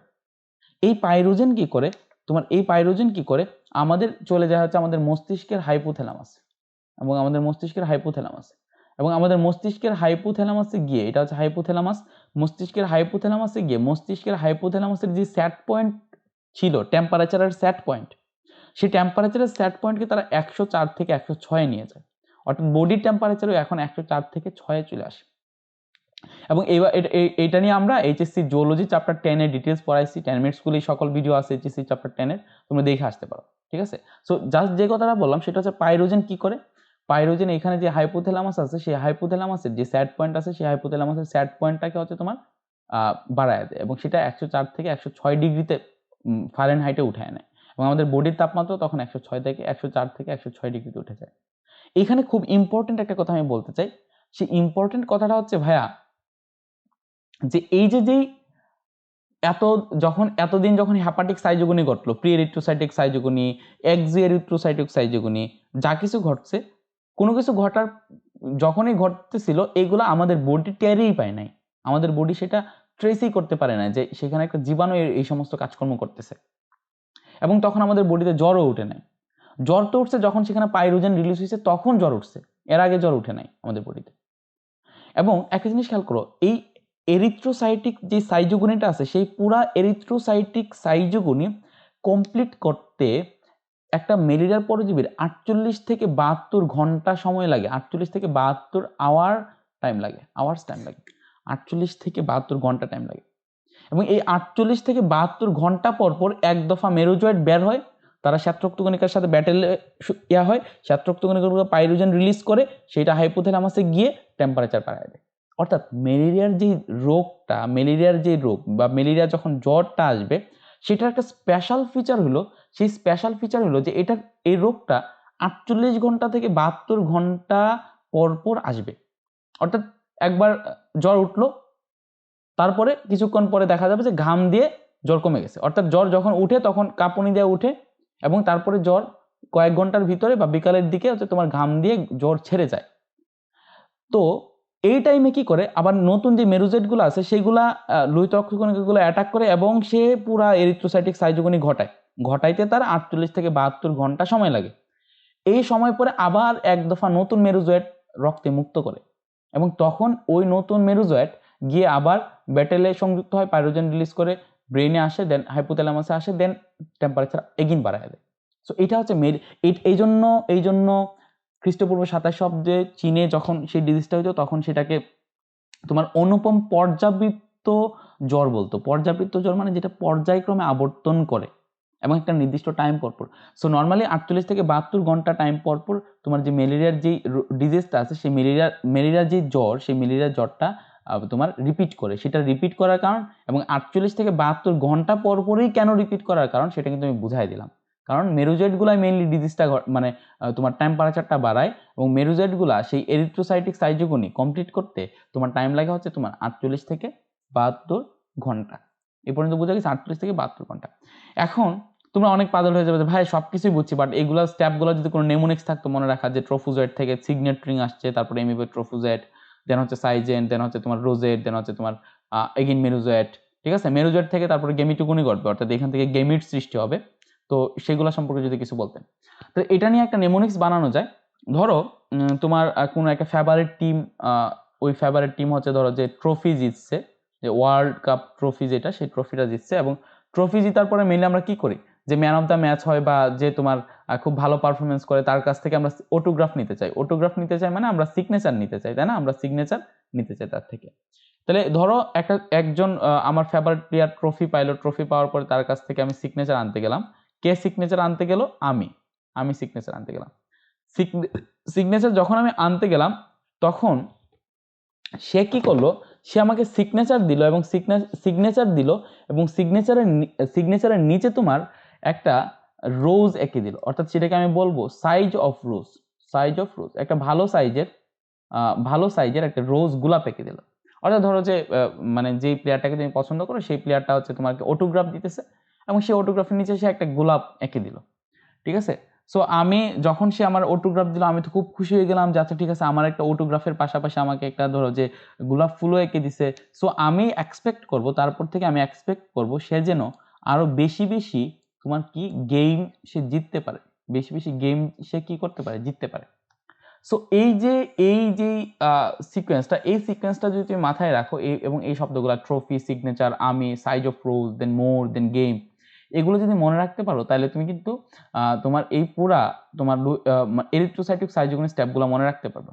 অর্থাৎ ট্রফি মানে হচ্ছে ট্রোফোজয়েড, ফার্স্টে হচ্ছে ট্রোফোজয়েড, তারপরে সিগনেট রিংস মিনস হচ্ছে সিগনেচার, আমি মিনস হচ্ছে এমিবয়েড ট্রোফোজয়েড, আর সাইজ মিনস হচ্ছে সাইজন্ট, তারপরে রোজ মিনস হচ্ছে রোজেট, দেন মোর মানে হচ্ছে মেরুজয়েড, এবং কিছু কিছু মেরুজয়েড গেমিটে রূপান্তরিত হয়। সো গেম মানে হচ্ছে গেমিট। গেম মানে কি? গেমিট। ক্লিয়ার? সো আমি এখন কি করব, এখানে তোমার যেই এটা আছে সেটা আমি একটু পড়বো যাতে তোমরা ডিটেলসটা বুঝতে পারো, এবং আমি পরবর্তী স্টেপগুলো দেখাবো যে এইদিকে মেরুজয়েড থেকে তার পরবর্তীতে কি কি হইতে থাকে। সো খেয়াল করো। সো এরিথ্রোসাইটিক সাইটোগনি বা লোহিত রক্তকণিকার সাইটোগনি মাইক্রো মেটাক্রিপ্টো মেরুজয়েডগুলো যকৃত কোষ থেকে লোহিত রক্তকণিকায় প্রবেশ করে এবং খাদ্য গ্রহণ করে স্ফীত গোলাকার হয়। এই দশাকে কি বলা হয়? ট্রোফোজয়েড দশা। এই অবস্থায় জীবাণুর দেহে ক্ষুদ্র একটি কোষগহ্বর ও ছোট একটি নিউক্লিয়াস দেখা যায়। এটি অত্যন্ত ক্ষণস্থায়ী দশা। মেডিকেল এডমিশনের জন্য 100% ইম্পর্টেন্ট। কোনটি খুব ক্ষণস্থায়ী দশা? এটা হচ্ছে কি দশা? তোমার ট্রোফোজয়েড দশা। ট্রোফোজয়েড দশা হচ্ছে খুব ক্ষণস্থায়ী একটা দশা। ক্লিয়ার? তারপরে কি হয়? কোষগহ্বরটি ধীরে ধীরে বড় হয় ও নিউক্লিয়াসটি একপাশে সরে যায়, ফলে পরজীবীটিকে তখন পাথর বসানো আংটির মতো দেখায়। এই অবস্থাটাকে বলা হয় হচ্ছে সিগনেট রিং। প্রায় 8 ঘন্টার মধ্যে পরজীবীর অন্তস্থ গহ্বর অদৃশ্য হয়ে যায় এবং পরজীবীটি অনিয়ত ঘনপথ বিশিষ্ট এমিবার আকৃতি প্রাপ্ত হয়। তাই এই কণাকে তখন এই দশাকে কি বলা হয়? এমিবয়েড ট্রোফোজয়েড। এর সময় সাইটোপ্লাজমে বিভিন্ন দানা দেখা যায়। এই দানাগুলোকে তোমার বলা হয় হচ্ছে তোমার সাফনার্স দানা বা সাফনার্স কণা। তারপরে কি আসে? এমিবয়েড ট্রোফোজয়েড দশার কোষ নিউক্লিয়াস মানে কোষের নিউক্লিয়াস বারবার বিভাজনের মাধ্যমে 12 থেকে 24টি অপত্য নিউক্লিয়াস সৃষ্টি করে। বহু নিউক্লিয়াস বিশিষ্ট এই অবস্থাকে বলা হয় হচ্ছে সাইজয়েন্ট। তো এর সাইটোপ্লাজমে তখন হিমোজয়েন নামক বর্জ্য পদার্থ জমা হয়। সবগুলো আমরা দেখা আসছি স্টেপগুলোতে, ঠিক আছে? তো তারপরে কি ঘটে? তারপরে হচ্ছে সাইজন দশার প্রতিটা নিউক্লিয়াস প্রায় 45 ঘন্টা পর সাইটোপ্লাজম ও প্লাজমা মেমব্রেন সহ বিভক্ত হয়ে 12 থেকে 18টি গোলাকার বা ডিম্বাকার মেরুজয়েটে পরিণত হয়। মেরুজয়েটগুলো গোলাপের পাপড়ির নেই 2 স্তরে সজ্জিত হয়। পরজীবীর এই দশাকে বলা হয় হচ্ছে রোজেট, কারণ যেহেতু গোলাপের মতো তারা সজ্জিত হয়েছে, এবং সবগুলো কিন্তু আমি ডিটেলস পড়ে আসছি। তো পরবর্তী অবস্থায় লোহিত রক্তকণিকা ভেঙে যায় এবং মেরুজয়েটগুলো প্লাজমায় বের হয়ে আসে। মেরুজয়েট রক্তস্রোতে ঢুকে গেলে রক্তের শ্বেত রক্তকণিকাগুলো তাকে প্রতিরোধ করতে চেষ্টা করে। এ সময় রক্তে প্রচুর পরিমাণে পাইরোজেন নামক রাসায়নিক পদার্থ জমা হয় এবং এর প্রভাবেই মেনলি দেহে কি আসে? জ্বর আসে। সমগ্র এরিথ্রোসাইটিক সাইটোগনি সম্পন্ন করতে সময় লাগে 48 থেকে 72 ঘন্টা। That is the most important line. Clear? সমস্ত এরিথ্রোসাইটিক সাইটোগনি কমপ্লিট করতে কতটুকু টাইম লাগে? 48 থেকে 72 ঘন্টা। এখন এই মুক্ত মেরুজোটগুলো নতুন লোহিত রক্তকণিকাগুলোকে আক্রমণ করে এবং একইভাবে চক্রের পুনরাবৃত্তি ঘটাইতে থাকে। তবে সেইখান থেকে কিছু মেরুজয়েট কি করে? গেমিটোসাইটে পরিণত হয়। এবং গেমিটোসাইট মানে তো তোমরা বুঝতে পারতেছো, পুংগেমিটোসাইট বা স্ত্রীগেমিটোসাইট মানে কি? সেটা আমাদের মানব দেহে অযৌন জনন ঘটতেছে এবং সেইখানে তোমার জাস্ট যৌন জননের জন্য যে সমস্ত গেমিট দরকার সেই সমস্ত গেমিটের আগের সেলগুলা প্রোডাকশন হইতেছে। অর্থাৎ সেখানে কিন্তু তোমার শুক্রাণু ডিম্বাণু উৎপন্ন হয় না, জাস্ট পুংগেমিটোসাইট এবং স্ত্রীগেমিটোসাইট উৎপন্ন হয়, যেগুলো পরবর্তীতে শুক্রাণু এবং ডিম্বাণুতে কনভার্ট হয়, বাট সেটা মশার বডিতে। তো গেমিটোসাইট হচ্ছে দুই প্রকার, একটা হচ্ছে পুংগেমিটোসাইট বা মাইক্রোগেমিটোসাইট এবং আরেকটা হচ্ছে স্ত্রীগেমিটোসাইট বা ম্যাক্রোগেমিটোসাইট। তো এখান থেকে যে মেরুজেটগুলো যেগুলো বের হয়েছিল, লোহিত রক্তকণিকাগুলো থেকে যে মেরুজেটগুলো বের হয়েছিল সেগুলোর মধ্যে একটা হচ্ছে তোমার ছোট, একটা হচ্ছে তোমার ছোট মেরুজেট এবং এই ছোট মেরুজেট হচ্ছে তোমার নিউক্লিয়াসটা অনেকটা বড়। এটা হচ্ছে পরবর্তীতে গেমিটোসাইটে রূপান্তরিত হবে। আর স্ট্রিগেমিটোসাইট যেটা আছে, কিছু কিছু মেরুজয়েট আছে যেগুলো নিউক্লিয়াসটা খুব ছোট বাট সেটার পুরাটা সাইটোপ্লাজম অনেকটা বেশি এবং সেল মেমব্রেনটা অনেকটা বড়। তো সেটাকে বলা হচ্ছে তোমার স্ট্রিগেমিটোসাইট। এবং এরা কি করে? তখন আমাদের দেহের প্রান্তীয় রক্তনালীতে অবস্থান করে। কেন? কারণ মশা যখন কামড় দেয় তখন যাতে এরা সরাসরি মশার দেহের ভিতরে ঘটে যেতে পারে। অর্থাৎ এই যে পুংগেমিটোসাইট এবং স্ট্রিগেমিটোসাইটগুলো আছে তারা কিন্তু শুক্রাণু এবং ডিম্বাণু কিন্তু মানুষের দেহে উৎপন্ন করতে পারবে না, বরং মানুষের দেহে যদি তারা 7 দিনের মতো থাকে 7 দিনের উপরে তারা বাঁচবে না। এই 7 দিনের ভিতর এগেইন আরেকটা মশা কামড় দিতে হবে এবং তাদেরকে কালেক্ট করতে হবে। ঠিক আছে? তো এই 7 দিনের মধ্যে যদি কোনো মশা কামড় না দেয় তাহলে এগুলো নষ্ট হয়ে যাবে। অর্থাৎ মানুষের রক্তে গেমিটোসাইট 7 দিনের বেশি বাঁচে না। খুব ইম্পর্টেন্ট একটা অবজেক্টিভ, মানুষের রক্তে গেমিটোসাইট কত দিনের বেশি বাঁচে না? 7 দিনের বেশি। মানুষের রক্তে গেমিটোসাইট কত দিনের বেশি বাঁচে না? 7 দিনের বেশি। ক্লিয়ার? আচ্ছা, তারপরে এখন আমরা দেখবো যে এই যে 48 থেকে 72 ঘন্টা পর পর আসে না ম্যালেরিয়া পরজীবীর, তোমার ইনিশিয়ালি 4টা টাইপ আছে যারা হচ্ছে মানব দেহে রোগ সৃষ্টি করে। সো এই 4টা টাইপ নিয়ে আমরা একটু দেখবো যে এদের জ্বর কত ঘন্টা পর পর আসে। প্লাজমোডিয়াম ভাইভেক্স দ্বারা যে ম্যালেরিয়া হয় সেটাকে বলা হয় হচ্ছে তোমার বিনাইন টার্সিয়ান ম্যালেরিয়া এবং এটা টিপিক্যাল ম্যালেরিয়া, অর্থাৎ 48 ঘন্টা পর পর জ্বর আসে। প্লাজমোডিয়াম ম্যালেরিয়া যেটা দিয়ে হয় হচ্ছে কোয়ার্টান ম্যালেরিয়া ডিজিজ এবং সেটা থেকে হচ্ছে তোমার 72 ঘন্টা পর পর জ্বর আসে। সবগুলো 48 থেকে 72 রেঞ্জে থাকবে দেখো। তারপরে হচ্ছে প্লাজমোডিয়াম অভালে, যেটা যেটা যে ডিজিজটা হয় সেটাকে বলা হয় মৃদু টার্সিয়ান ম্যালেরিয়া এবং এইখানে 38 ঘন্টা পর পর জ্বর আসে। আর হচ্ছে তোমার প্লাজমোডিয়াম ফেলসিপেরাম, এটা হচ্ছে মেলিগন্যান্ট টার্সিয়ান ম্যালেরিয়া, এটা হচ্ছে তোমার 36 থেকে 48 ঘন্টা পর পর কি আসে? জ্বর আসে। ক্লিয়ার? 36 থেকে 48 ঘন্টা পর পর জ্বর আসে। এখন খেয়াল করো, এখন এই যে দেখো, এই যে মাইক্রোগেমিটোসাইট আর একটা হচ্ছে ম্যাক্রোগেমিটোসাইট, অর্থাৎ একটা হচ্ছে পুংগেমিটোসাইট আর একটা হচ্ছে স্ত্রীগেমিটোসাইট। তারা হচ্ছে এখন মশার মানে লালা দিয়ে তারা হচ্ছে মশার যে ক্রপ আছে সেই ক্রপের ভিতরে ঢুকলো এবং ক্রপ হচ্ছে মানে বিভিন্ন কীট পতঙ্গ যেগুলো আছে, অর্থাৎ মানে মশা তো আর্তপোটা পড়বে, সো সেই পর্বের যে সমস্ত কীট পতঙ্গ আছে সেই সমস্ত কীট পতঙ্গের তোমার পৌষ্টিক নালীর একটা এক্সট্রা অংশ যেখানে হচ্ছে মানে খাদ্যদ্রব্যটা ভালোভাবে তোমার পিষে বা ওইরকম মানে চর্বিত হয় আর কি, সো সেটাকে বলা হয় ক্রপ, বা খাদ্যশস্য সাময়িকভাবে জমা থাকে তো সেটাকে বলা হয় ক্রপ। আমরা যখন ঘাস ফড়িং পড়াইছি তখন কিন্তু সেখানে আমরা ক্রপ দেখাইছিলাম। ক্লিয়ার? সো এখন আমি যেটা বলতেছিলাম যে কতিপয় মেরুজয়েট কি করে, কতিপয় মেরুজয়েট তোমার গেমিটোসাইটে কনভার্ট হয়, এবং আমি কি বলতেছিলাম যে গেমিটোসাইটের মধ্যে দুইটা টাইপ পাই, একটা হচ্ছে ছোট আর একটা হচ্ছে বড়। তো ছোট যে গেমিটোসাইট সেটাকে বলা হয় হচ্ছে তোমার মাইক্রোগেমিটোসাইট, আর বড় যে গেমিটোসাইট সেটাকে বলা হয় হচ্ছে তোমার ম্যাক্রোগেমিটোসাইট। সো এখন খেয়াল করো, এই মাইক্রোগেমিটোসাইটটা হচ্ছে পুংগেমিটোসাইট, অর্থাৎ এইখান থেকে মাইক্রোগেমিটোসাইটটা হচ্ছে পুংগেমিটোসাইট, অর্থাৎ এইখান থেকেই তোমার শুক্রাণু উৎপন্ন হবে, এবং এই শুক্রাণুগুলো কিভাবে উৎপন্ন হয় খেয়াল করো। এই যে যেই মাইক্রো যে গেমেটোসাইট আছে বা ছোট যে পুং যে গেমেটোসাইট আছে সেইটার যে নিউক্লিয়াস আছে সেটা নিউক্লিয়াস হচ্ছে তোমার মাইটোসিস কোষ বিভাজন ঘটায় এবং সাধারণত 4 থেকে 8টা অপত্য নিউক্লিয়াস তৈরি করে, এবং এইটার এই যে মেমব্রেনটা আছে সেই মেমব্রেনটা তখন বিভিন্ন কোণা বিশিষ্ট হয়ে যায়। এই যে দেখো বিভিন্ন কোণা বিশিষ্ট হয়ে যায় এবং কি করে এইটার নিউক্লিয়াসটা যে 4 থেকে 8টা খণ্ডে বিভক্ত হয়, সেই 4 থেকে 8টা খণ্ডের প্রতিটা নিউক্লিয়াস ওই এক একটা কোণায় ঢুকে যায়। কি হয়? এক একটা কোণায় ঢুকে যায় এবং এইখানে তারপর কি হয় কিছুক্ষণের মধ্যেই বা এর পরপরই কি হয়, যখনই এই কোণার মধ্যে ঢুকে যায় তখনই এই কোণারগুলো আরেকটু এক্সপান্ড করে এবং দেখো কোণারগুলো এক্সপান্ড করে এরকম ফ্লাজেলার মতো অনেকটা বড় হয়ে যায়, ফ্লাজেলার মতো কি হয়ে যায়? অনেকটা বড় হয়ে যায়। এবং এই প্রসেসটা ঘটে হচ্ছে তোমার এনোফিলিস মশার এই ক্রপের গহ্বরে তাপের তারতম্যের কারণে। এখানে তাপের অ্যাকচুয়ালি এক্সচেঞ্জ হয়, তাপ বাড়ে কমে, সো এই তাপের তারতম্যের কারণে এখানে মেইনলি এই প্রসেসটা ঘটে। এবং এই যে ক্রপের গহ্বরে ম্যালেরিয়া পরজীবীর এই যে তোমার স্পার্ম তৈরির প্রক্রিয়া, অর্থাৎ শুক্রাণু তৈরির প্রক্রিয়া, এই প্রক্রিয়াটাকে বলা হয় যে তোমার এক্স ফ্লাজেলেশন। কেন আমি বলি, এই যে দেখো এখানে এখানে খণ্ডগুলা, এখানে তোমার এরকম ভাবে অভিক্ষেপ সৃষ্টি হয়েছে না, অভিক্ষেপ বা তোমার এরকম ভাবে ফ্লাজেলা সৃষ্টি হয়েছে না, তারপরে কি করে এখান থেকে এক একটা ফ্লাজেলা পুরোটা ইন্ডিভিজুয়ালি আলাদা হয়ে যায় এবং আলাদা হয়ে এরকম একটা তোমার শুক্রাণু তৈরি করে। এই প্রসেসটাকে বলা হয় হচ্ছে তোমার এক্স ফ্লাজেলেশন। ক্লিয়ার? তারপরে কি দ্যাট মিনস এটা যে মাইক্রোগেমিটগুলো প্রথমে একসাথে থাকে, পরে এরা মাতৃকোষ থেকে এক্স ফ্লাজেলেশন প্রক্রিয়ায় পরস্পর থেকে পৃথক হয়ে যায় এবং ডিম্বাণুকে নিষেক করার জন্য সাঁতার কাটতে থাকে। তাহলে এটা গেল হচ্ছে তোমার মাইক্রোগেমেটোসাইট থেকে আমরা শুক্রাণু পর্যন্ত উৎপন্ন করে ফেললাম।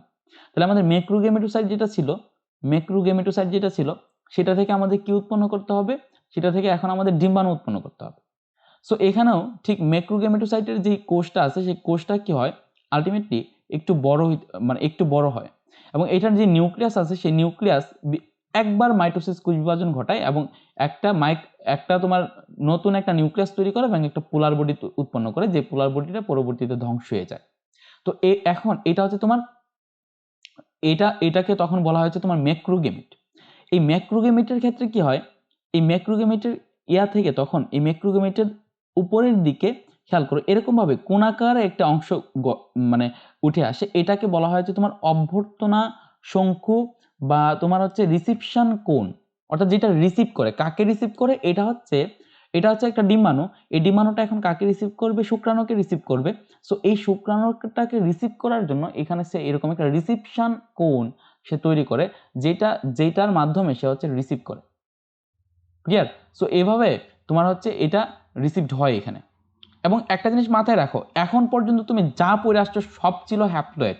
তোমার স্পুরোজয়েড, দেন স্পুরোজয়েডের পরে হচ্ছে তোমার ক্রিপ্টোজয়েড, তারপরে হচ্ছে তোমার মেটাক্রিপ্টোমেরোজয়েড, যত দশা পড়ে আসছো এখন পর্যন্ত, মাইক্রোগেমিট, ম্যাক্রোগেমিট, সবাই হচ্ছে তোমার হ্যাপ্লয়েড, সব হ্যাপ্লয়েড। অর্থাৎ এখন পর্যন্ত সব কিছু হ্যাপ্লয়েড ছিল, বাট এই হ্যাপ্লয়েড এই শুক্রাণু এবং হ্যাপ্লয়েড ডিম্বাণু যখন একসাথে হইল তখন এতক্ষণে আমরা একটা জাইগোট পাইলাম যেটা হচ্ছে তোমার ডিপ্লয়েড। এতক্ষণে আমরা একটা কি পাইলাম, জাইগোট পাইলাম যেটা হচ্ছে কি ডিপ্লয়েড। এবং এই যে এখানে অনেক অনেক এরকম ভাবে আমরা জাইগোট পাইছি এবং সেই জাইগোটটা হচ্ছে ডিপ্লয়েড।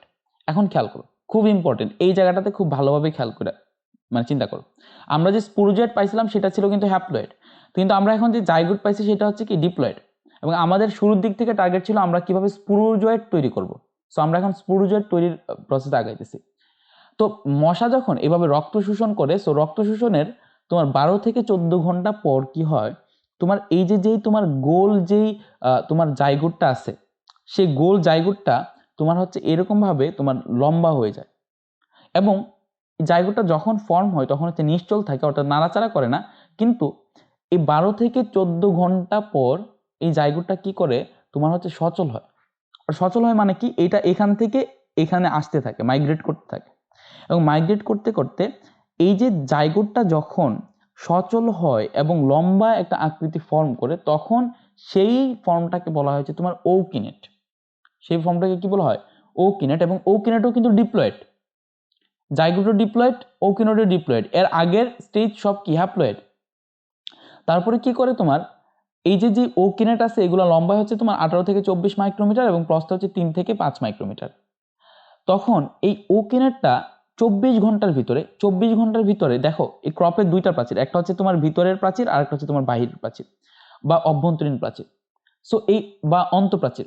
সো এই ওকিনেট কি করে, তখন এই অন্তঃপ্রাচীর ভেদ করে এখানে যে বাহিরের যে প্রাচীর আছে সেই বাহিরের প্রাচীরের নিচে অবস্থান করে। দেখো এটা হচ্ছে বাহিরের প্রাচীর এবং বাহিরের প্রাচীরের নিচে তারা অবস্থান করতেছে, বাহিরের প্রাচীরের নিচে তারা অবস্থান করতেছে। তাহলে এখানে কি করে, তার মানে আমরা কি বলবো যে ওকিনেট 24 ঘন্টার ভেতরে মস্কির ক্রপের অন্তঃপ্রাচীরের ভেদ করে তোমার বহিঃপ্রাচীরের নিচে এসে পৌঁছায় এবং 40 ঘন্টার মধ্যে এটা গোল হয়ে যায় এবং তার পাশে আবার একটা আবরণ সৃষ্টি হয়, যে আবরণটাকে বলা হয়েছে তোমার সিস্ট। এবং যেহেতু এখানে একটা আবরণ আছে মানে একটা সিস্ট আছে, সেহেতু সেটাকে এখন বলা, এই স্টেজটাকে এখন বলা হবে হচ্ছে ও সিস্ট। এবং এটাও কিন্তু 2n, এটাও কিন্তু ডিপ্লয়েড। এই ওসিস্টের দেখো এই জিনিসটা ম্যালেরিয়ার পরজীবীতে একেবারে কমন, ওর নিউক্লিয়াস বিভাজিত হয়ে যায়, তার পাশে সাইটোপ্লাজম এসে যায়, ঠিক আছে, এটা একেবারে কমন, সাইজন দশাটা একেবারে কমন ম্যালেরিয়ার পরজীবীতে, দ্যাটস ওয়াই তাদের এগুলাকে সাইজোগনি বলা হইতেছিল, ঠিক আছে, এগুলোকে কি বলা হইতেছিল, সাইজোগনি। তো এখন খেয়াল করো এই যে তোমার ওসিস্ট যেটা আছে, এখন ওসিস্ট কাকে বলে, এখানে যে ও কিনারটা ছিল সেটা অন্তঃপ্রাচীর ভেদ করে আসলো, বহির যে বাইরের যে প্রাচীর আছে সেইটার নিচে অবস্থান করতেছে, এবং সেইটার পাশে হচ্ছে, সেইটার চারপাশে হচ্ছে তোমার কি একটা সিস্ট নামক আবরণ হয়ে গেছে, এবং এই আবরণটা তৈরি হতে কতক্ষণ টাইম লাগছে ভাই, 40 ঘন্টা, 40 ঘন্টা। তো এখন সেই সিস্টটাকে কি বলা হয়, ওসিস্ট। এবং এই ওসিস্টের মধ্যে এখন বাইরের দিকে বিভিন্ন হচ্ছে তোমার দানা, বাদামি বর্ণের দানা ছড়ায় থাকে, এবং নর্মালি আমরা এরকম একটা যে মস্কির যদি অন্তঃপ্রাচীর নর্মালি টেস্ট করি, সো এরকম অন্তঃপ্রাচীর টেস্ট করলে আমরা দেখবো যে সেখানে নর্মালি 50 থেকে 65 পর্যন্ত ওসিস্ট দেখা যায়, ঠিক আছে। আর এই ওসিস্টগুলা আস্তে আস্তে তোমার বড় হইতে থাকে এবং পরিণত হইতে থাকে, এবং এই পরিণত হইতে এবং বড় হইতে টাইম লাগে হচ্ছে তোমার 10 থেকে 20 দিন।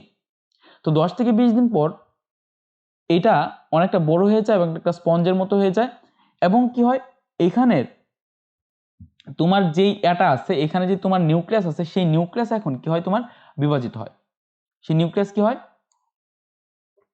ওকে আচ্ছা এই জায়গাটাতে একটু আছে, সেই নিউক্লিয়াস বিভাজিত হয় না, সেই নিউক্লিয়াসে মায়োসিস কোষ বিভাজন ঘটে, খেয়াল করো খুব ইম্পর্টেন্ট এই জায়গাটা। এখানে যে ওসিস্ট আছে খেয়াল করো, এখানে যে ওসিস্ট আছে সেই ওসিস্ট কিন্তু ডিপ্লয়েড, ডিপ্লয়েড, ঠিক আছে, অর্থাৎ এখানে 2n সংখ্যক ক্রোমোজোম আছে। ওসিস্টের নিউক্লিয়াসে এখন হচ্ছে তোমার মিওসিস কোষ বিভাজন ঘটবে, ওসিস্টের নিউক্লিয়াস, ওসিস্টের নিউক্লিয়াসে এখন তোমার মিওসিস কোষ বিভাজন ঘটবে, এবং এই মিওসিস কোষ বিভাজন ঘটার পরে মিওসিস কোষ বিভাজনের মাধ্যমে নর্মালি আমরা 4টা সেল পাই, সেই 4টা সেল আবার পরবর্তীতে মাইটোসিস, অনেকগুলো মাইটোসিস কোষ বিভাজন ঘটাবে, এবং মাইটোসিস কোষ বিভাজন ঘটাইতে ঘটাইতে এরকম ভাবে অনেক অনেক নিউক্লিয়াস উৎপন্ন করে ফেলবে। বাট এখন যে সমস্ত আমি নিউক্লিয়াস পাইছি, এই দশাটাকে সাইজন দশাও বলা যেতে পারে, এবং এই এখন আমি যে সমস্ত নিউক্লিয়াস পাইছি সেই সমস্ত নিউক্লিয়াস কিন্তু তোমার হ্যাপ্লয়েড, এখানে যে নিউক্লিয়াস ছিল সেটা ডিপ্লয়েড, এখানে যে নিউক্লিয়াস ছিল সেটা ডিপ্লয়েড, এখানে যে নিউক্লিয়াস ছিল সেটা ডিপ্লয়েড, বাট এখানে যে নিউক্লিয়াস ছিল সেটা হচ্ছে হ্যাপ্লয়েড, কারণ এটা হচ্ছে শুধুমাত্র ডিম্বাণু নিউক্লিয়াস, বাট এখানে হচ্ছে তোমার ডিম্বাণু নিউক্লিয়াস প্লাস হচ্ছে শুক্রাণু নিউক্লিয়াস একসাথে মিলিত হয়েছে। এর আগের যত স্টেজ আছে, ঠিক আছে, এর আগের অর্থাৎ জাইগোটের আগের যত মেরিলিয়ার পরজীবী স্টেজ আছে সব হচ্ছে হ্যাপ্লয়েড, সব হচ্ছে n সংখ্যক ক্রোমোজোম। আর এইখানে ওসিস্টের পরে যত স্টেজ আছে সব স্টেজ হচ্ছে তোমার হ্যাপ্লয়েড, সব স্টেজে হচ্ছে তোমার কি হ্যাপ্লয়েড। তো এখন খেয়াল করো এরা হচ্ছে এরকম ভাবে নিউক্লিয়াস ফর্ম করে, এবং তারপরে কি হয়, এই নিউক্লিয়াসগুলো হচ্ছে হ্যাপ্লয়েড, এবং এই নিউক্লিয়াসের চারপাশে again again same step repeat করতেছে, এগেইন সেম স্টেপ রিপিট করতেছে, কি এখানে তোমার নিউক্লিয়াসটাকে ঘিরে সাইটোপ্লাজম জমা হয়, এবং সাইটোপ্লাজম জমা হওয়ার পরে তাদের এইরকম ভাবে সেল মেমব্রেন দ্বারা তারা কি হয় আবদ্ধ হইতে থাকে, ঠিক আছে, সেল মেমব্রেন দ্বারা তারা আবদ্ধ হইতে থাকে, এবং এই যে সেল মেমব্রেন দ্বারা তারা আবদ্ধ হইলো এটা ইনিশিয়ালি গোলাকার থাকে, এবং একটা টাইমে গিয়ে তারা হচ্ছে তোমার এরকম ভাবে মাকো আকৃতির শেপ ফর্ম করে, যেটাকে আমরা বলি হচ্ছে স্পোরোজয়েট, যেটাকে আমরা বলি sporozoite, and sporozoite is also haploid, sporozoite is also haploid. And দেখো তার মানে দেখো আমরা তোমার কি বলে তোমার আমরা একটা স্পোরোজয়েটকে মানুষের বডিতে ঢুকাইছিলাম, যেখান থেকে এখন হাজার হাজার কোটি কোটি স্পোরোজয়েট আমরা প্রোডাকশন করতে পারতেছি, হাজার হাজার কোটি কোটি স্পোরোজয়েট আমরা কি করতে পারতেছি, প্রোডাকশন করতে পারতেছি, এবং নর্মালি এইখানে তোমার একটা মুশকিল লালাগ্রন্থিতে নর্মালি 3,26,000-এর মতো স্পোরোজয়েট থাকতে পারে, এবং যখন সেটা কামড় দেয় একজন মানুষকে, যখন কামড় দেয় এগেইন এগেইন সেম সাইকেল চলবে, এখানে স্পোরোজয়েট দশাটা আছে না, এটা গিয়ে মশাটা গিয়ে মানুষটাকে কামড় দিবে, দেন সেই স্পোরোজয়েট দশাগুলা erythrocytic sorry hepatic erythrocytic schizogony ঘটায় আবার তারা গেমিটোগনি করবে, গেমিট উৎপন্ন করবে, উৎপন্ন করে তারা আবার এখানে আসবে, আসার পরে তারা আবার সেম এটা ঘটাইতে থাকবে, বুঝতে পারছো ব্যাপারটা। তো এইখানে তোমার স্পুরোগনির ডেফিনেশনটা তোমাদের মাথায় রাখতে হবে, যে এই যে মস্কির ক্রপের এই যে অভ্যন্তরীণ মানে দুইটা প্রাচীরের মাঝখানে থাকা অবস্থায় এই যে ওসিস্ট দশার যে জীবাণুটা ছিল, ওসিস্ট দশার জীবাণুটা এই যে যে ওসিস্ট দশার জীবাণু থেকে যে স্পুরোজয়েড দশার জীবাণু সৃষ্টি হলো, এই প্রসেসটাকে বলা হয়েছে তোমার স্পুরোগনি, এই প্রসেসটাকে বলা হয়েছে স্পুরোগনি। তার মানে কি, মস্কির ক্রপের দুইটা প্রাচীরের মাঝখানে থাকা অবস্থায় ওসিস্ট দশার যে জীবাণু, ওসিস্ট দশার জীবাণু থেকে স্পোরোজয়েড দশার জীবাণুর সৃষ্টির প্রক্রিয়াটাকে বলা হচ্ছে তোমার স্পুরুগনি। ক্লিয়ার?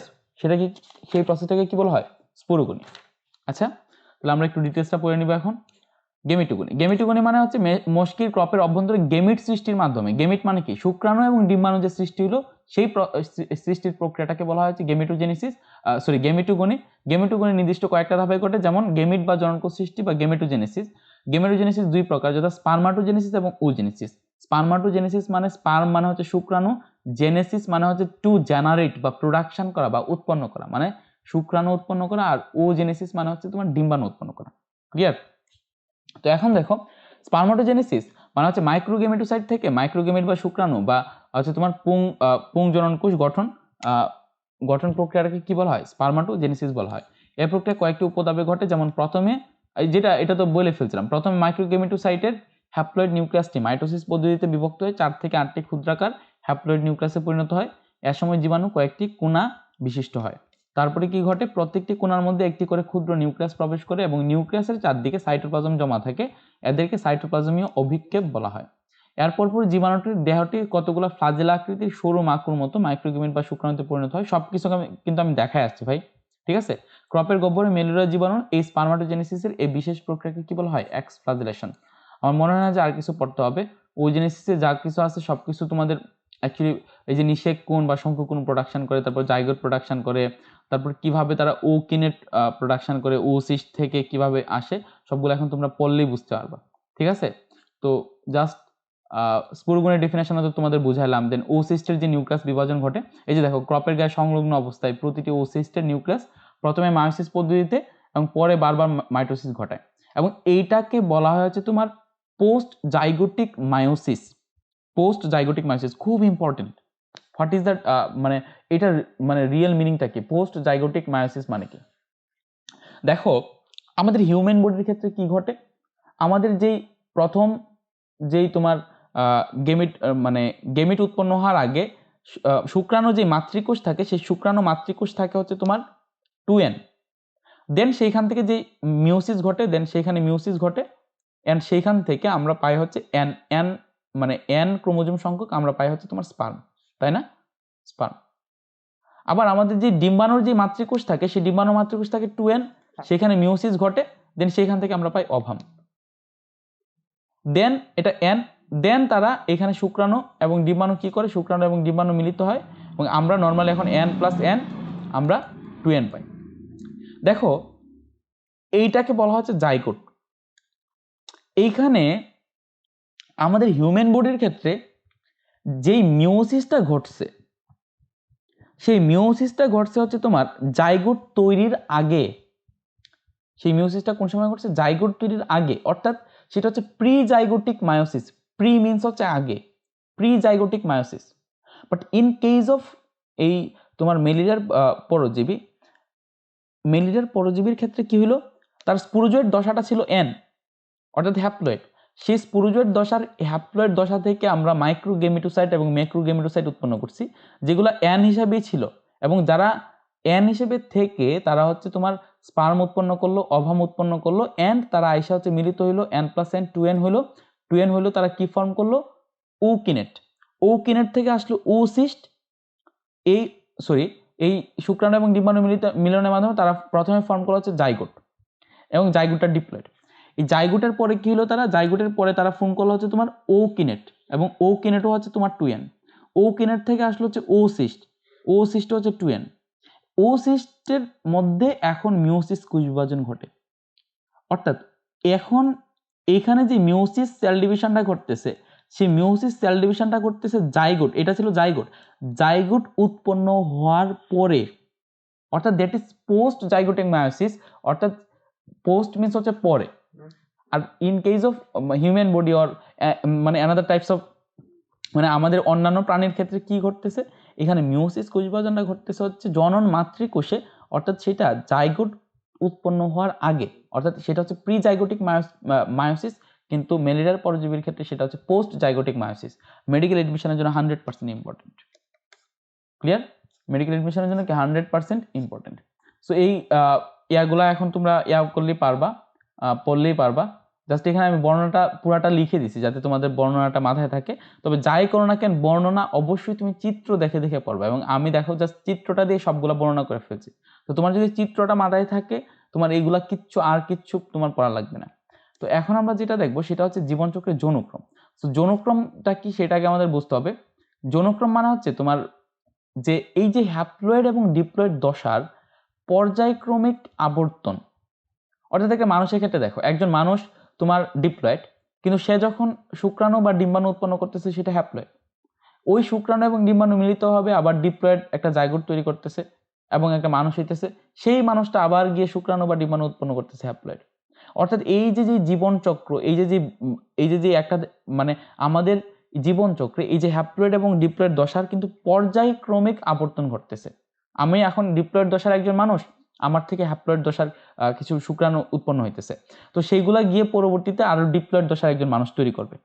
দ্যাট মিনস এই যে হ্যাপ্লয়েড এবং ডিপ্লয়েড দশার এই যে পর্যায়ক্রমিক যে আবর্তন, সেই পর্যায়ক্রমিক আবর্তনটাকে বলা হয় হচ্ছে যৌনক্রম। এটা অনুক্রম না, সেটাকে বলা হয় যৌনক্রম। যেটাকে বলা হয় যৌনক্রম বা তোমার alternation of generation. Clear? So এই ম্যালেরিয়া পরজীবীর মধ্যে হচ্ছে তোমার যৌনক্রম ঘটে।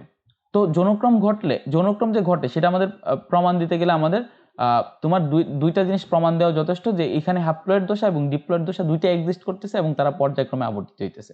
তো হ্যাপ্লয়েড দশা কি? আমরা এই যে প্রথমে যে স্পুরুজয়েড দশা যেটা মানে ঢুকছিল তোমার যকৃতে, যেটা হচ্ছে প্রথমে অ্যাটাক করছিল, সেই স্পুরুজয়েড দশার জীবাণুটা কিন্তু হচ্ছে তোমার কি, তোমার হ্যাপ্লয়েড। তাহলে এটা হচ্ছে হ্যাপ্লয়েড দশা। তারপর তারা হচ্ছে কি করে সেখানে তোমার এই স্পুরুজয়েড দশাটা হচ্ছে তোমার বিভিন্ন মানে সাইজোগনির মাধ্যমে, হেপাটিক সাইজোগনির এবং তোমার এর মাধ্যমে কি করে, আচ্ছা দেখো এখানে এই স্পুরুজয়েড বাহী মস্কি মানুষকে দংশন করার সময় লালা নিঃসরণ করে। এই লালা অ্যান্টিকোয়াগুলেন্ট হিসেবে কাজ করে, জায়গাটিকে অবশ্য পিচ্ছিল করে। আর এই লালার সাথে জীবাণু কি করে, মানুষের দেহে প্রবেশ করে। তারপরে কি হয়, এই থেকে আমরা তারা হেপাটিক সাইজোগনি ঘটায়। পুরো জিনিসটা যদি তুমি রিভিউ দেওয়ার ট্রাই করো এখন, তারপরে মাইক্রোমেটাক্রিপ্টোমেরোজয়েট আসে, সবগুলো হচ্ছে এন। এখানে এন কারণ এখানে যতগুলো নিউক্লিয়াসের বিভাজন ঘটছিল সবগুলো ঘটছিল মাইটোসিস পদ্ধতিতে। অর্থাৎ এই যে স্পুরুজয়েড দেন মানুষকে আক্রমণ করে, সেখানে হেপাটিক সাইজোগনি চক্র সম্পন্ন করে, হেপাটিক সাইজোগনির ফলে সৃষ্ট যে মাইক্রোমেটাক্রিপ্টোমেরোজয়েট হয় সেগুলোও এন, সেগুলো হ্যাপ্লয়েড। মাইক্রোমেটাক্রিপ্টোমেরোজয়েট যে মানুষের লোহিত রক্তকণিকাগুলোকে আক্রমণ করে, যে এরিথ্রোসাইটিক সাইজোগনি চক্র সম্পন্ন করে, সেখান থেকে যে তোমার মাইক্রোগেমিটোসাইটগুলো প্রোডাকশন হয় এবং মেক্রোগেমিটোসাইটগুলো প্রোডাকশন হয় সেগুলোও এন। অর্থাৎ সেখানে পুরাটাই হ্যাপ্লয়েড দশা। তারপরে কি ঘটে, তারপরে এই যে জাইগোট দশায় আয়সা তারা হচ্ছে তোমার 2n সংখ্যক ক্রোমোজোম হয়, এবং জাইগোট দশার আসার পরে 2n সংখ্যক ক্রোমোজোম হওয়ার পরে জাইগোটটা কিসে পরিণত হয়, ওকিনেটে পরিণত হয়। ওকিনেট কি হয়, ওসিস্টে পরিণত হয়, এবং তখন পর্যন্ত কিন্তু সেটা 2n ডিপ্লয়েড। তারপরে কি হয়, এই ওসিস্টের নিউক্লিয়াসে এখন মিওসিস কুশবিভাজন ঘটে, অ্যান্ড এগেইন ওসিস্ট থেকে আমরা পাই হচ্ছে স্পুরুজয়েড, অর্থাৎ সেখানে আমরা আবার হ্যাপ্লয়েড দশার একটা জীবাণু পাই। তার মানে ইনিশিয়ালি ছিল হচ্ছে হ্যাপ্লয়েড দশার স্পুরুজয়েড, সেটা মাঝখানে তোমার ডিপ্লয়েড দশার ওসিস্ট হলো, জাইগোট হলো, তারপর আবার হ্যাপ্লয়েড দশার স্পুরুজয়েড হলো। এই স্পুরুজয়েডগুলো এগেইন তারা আবার আক্রমণ করবে, দেন আবার তারা ওসিস্ট, ডিপ্লয়েড দশার ওসিস্ট তৈরি করবে, অ্যান্ড ডিপ্লয়েড দশার ওসিস্ট আবার পোস্ট জাইগোটিক মিউসিস ঘটে, আবার হ্যাপ্লয়েড দশার স্পুরুজয়েড উৎপন্ন করবে। অর্থাৎ এখানে যে ডিপ্লয়েড এবং হ্যাপ্লয়েড দশাটা, সেই ডিপ্লয়েড এবং হ্যাপ্লয়েড দশাটা তোমার এই যে পর্যায়ক্রমে আবর্তিত হচ্ছে। সো সেই জন্য সেটাকে বলা হয় যে ম্যালেরিয়া জীবনচক্রে সুস্পষ্ট যৌনক্রম বিদ্যমান। সুস্পষ্ট যৌনক্রম কি বিদ্যমান? সো এই চারটার মধ্যে আমরা দেখতে পারবো যে এই চারটার মধ্যে পুরো জিনিসটার একটা ওভারভিউ আমরা দেখতে পারবো, যে এখানে তোমার ডিপ্লয়েড দশা এবং হ্যাপ্লয়েড দশাটা দেখতে পারবো পুরাটাই। যে এখানে দেখো তোমার এই যে স্পুরুজয়েডটা তো প্রথমে অ্যাটাক করছিল, তারপর সেটা কি হয়েছিল, ক্রিপ্টোজয়েড। তারপরে সেখানে বিভিন্ন স্পুরুজয়েড যেটা আমাদেরকে অ্যাটাক করছিল সেটা ছিল হ্যাপ্লয়েড।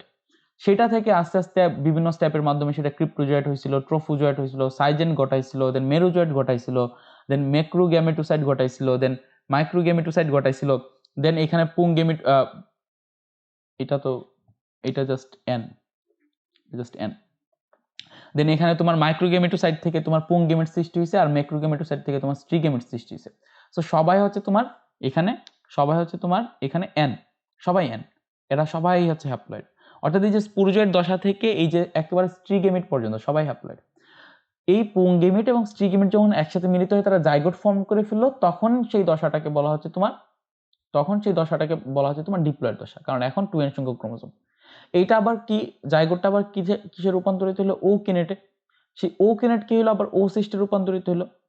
এই পর্যন্ত ডিপ্লয়েড। কিন্তু এই ও সিস্টের মধ্যে এখন হচ্ছে মিওসিস কোষ বিভাজন ঘটলো এবং এগেইন সেটা স্পুরুজয়েড দশার জীবাণু পেলাম। দ্যাট মিনস এটার মধ্যে ডিপ্লয়েড দশা, এই পর্যন্ত ডিপ্লয়েড দশা থেকে হ্যাপ্লয়েড দশা, দেন হ্যাপ্লয়েড দশা থেকে ডিপ্লয়েড দশা থেকে হ্যাপ্লয়েড দশা। দ্যাট মিনস ডিপ্লয়েড দশা এবং হ্যাপ্লয়েড দশা তার জীবনচক্রের মধ্যে কি করতেছে? তোমার পর্যায়ক্রমে আবর্তিত হচ্ছে। সো কোনো একটা জীবাণু বা কোনো একটা প্রাণী বা কোনো একটা জীবের মধ্যে যদি হ্যাপ্লয়েড দশা এবং ডিপ্লয়েড দশা তোমার এরকম পর্যায়ক্রমে আবর্তিত হইতে থাকে, তখন সেটাকে বলা হয় হচ্ছে যৌনক্রম। সো ম্যালেরিয়ার জীবনচক্রে সুস্পষ্ট যৌনক্রম বিদ্যমান। অনেক সময় মেডিকেল এডমিশন না, অনেক সময় সিকিউতে এই কোশ্চেনটা আসবে যে প্রমাণ করো যে ম্যালেরিয়ার মানে তোমার জীবাণুতে সুস্পষ্ট যৌনক্রম বিদ্যমান, এটা প্রমাণ করতে তোমাকে বলবে। সো তুমি প্রমাণ করে দিবা, এইভাবে কথাটা লিখে দিবা যে এই স্টেপগুলো হচ্ছে তোমার স্পুরুজয়েড, এই স্টেপগুলো হচ্ছে তোমার হ্যাপ্লয়েড, এই স্টেপগুলো হচ্ছে তোমার ডিপ্লয়েড। ঠিক আছে? আচ্ছা, যৌনক্রমের কিছু তাৎপর্য আছে, যেমন যৌনক্রমের প্রজাতির ধারাকে অক্ষুণ্ণ রাখে, তারপর হচ্ছে যৌনক্রম প্রজাতির জীবন শক্তি ফিরিয়ে আনে, যৌনক্রম জীবাণুর বিস্তৃতিতে সহায়তা করে, যৌনক্রম জীবাণুর জীবনচক্র সম্পূর্ণ করে, যৌনক্রম প্রজাতিতে বৈচিত্র্য আনে, ফলে প্রকরণ সৃষ্টি হয়, এগুলো আছে। সো এখন দেখো, আমরা ম্যালেরিয়া চক্রের জীবনচক্রের যে ধাপসমূহ আছে সেই ধাপসমূহকে আমরা একটু সামারাইজ করব। ঠিক আছে, আমরা একটু সামারাইজ করব। তো ম্যালেরিয়া পরজীবীর জীবনচক্রকে আমরা দুইটা স্টেপে ভাগ করতেছিলাম, একটা হচ্ছে তোমার মানব দেহে আর একটা হচ্ছে তোমার মস্কির দেহে। সো মানব দেহে যেটা ঘটতেছিল সেটা হচ্ছে অযৌন জনন, আর মস্কির দেহে যেটা ঘটতেছিল সেটা হচ্ছে যৌন জনন, কারণ সেখানে জাইগোট ফর্ম হচ্ছিল, শুক্রাণু ডিম্বাণু ফর্ম হচ্ছিল। সো মানব দেহের যেই অযৌন জনন আছে সেটাকে আমরা ইনিশিয়ালি দুইটা ভাগে ভাগ করতেছিলাম, একটা হচ্ছে তোমার হ্যাপাটিক সাইজোগনি আর একটা হচ্ছে তোমার এরিথ্রোসাইটিক সাইজোগনি। এই হ্যাপাটোসাইটিক সাইজোগনিকে আমরা আরো দুইটা ভাগে ভাগ করছিলাম, একটা হচ্ছে pre erythrocytic schizogony, pre erythrocytic hepatic schizogony, আর একটা হচ্ছে এক্সো এরিথ্রোসাইটিক হ্যাপাটিক সাইজোগনি। তো এই প্রি এরিথ্রোসাইটিক হ্যাপাটিক সাইজোগনির যে স্টেপগুলো ছিল সেগুলো ছিল স্পুরুজয়েড, সেই স্পুরুজয়েড থেকে সেটা ক্রিপ্টোজয়েড হয়েছিল, দেন ক্রিপ্টোজয়েড থেকে সেটা সাইজন্ট হয়েছিল, দেন সেটা সাইজন্ট থেকে সেটা ক্রিপ্টোমেরোজয়েড হয়েছিল। সো এটাকে আমরা মনে রাখতেছিলাম এইভাবে, মোর ক্রাইসিস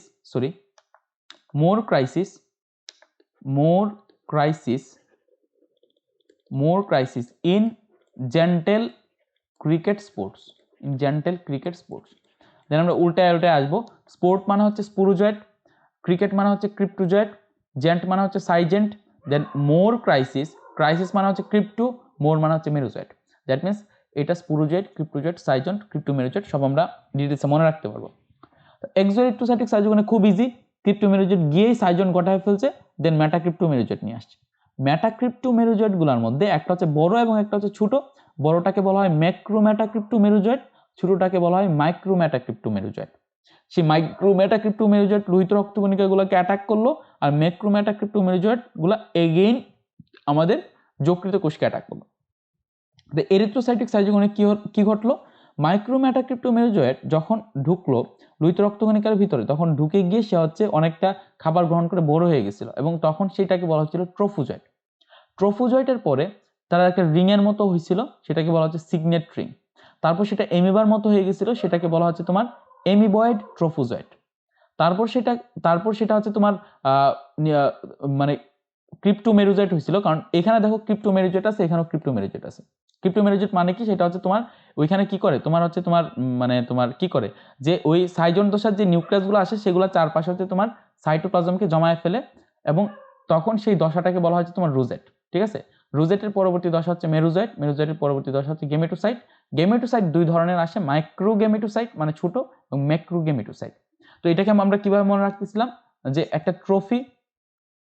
ট্রফি দিল, ট্রফি দেওয়ার পরে ট্রফি পাওয়ার পরে আমি সিগনেচার নিতে গেলাম, মানে অটোগ্রাফ নিতে গেলাম।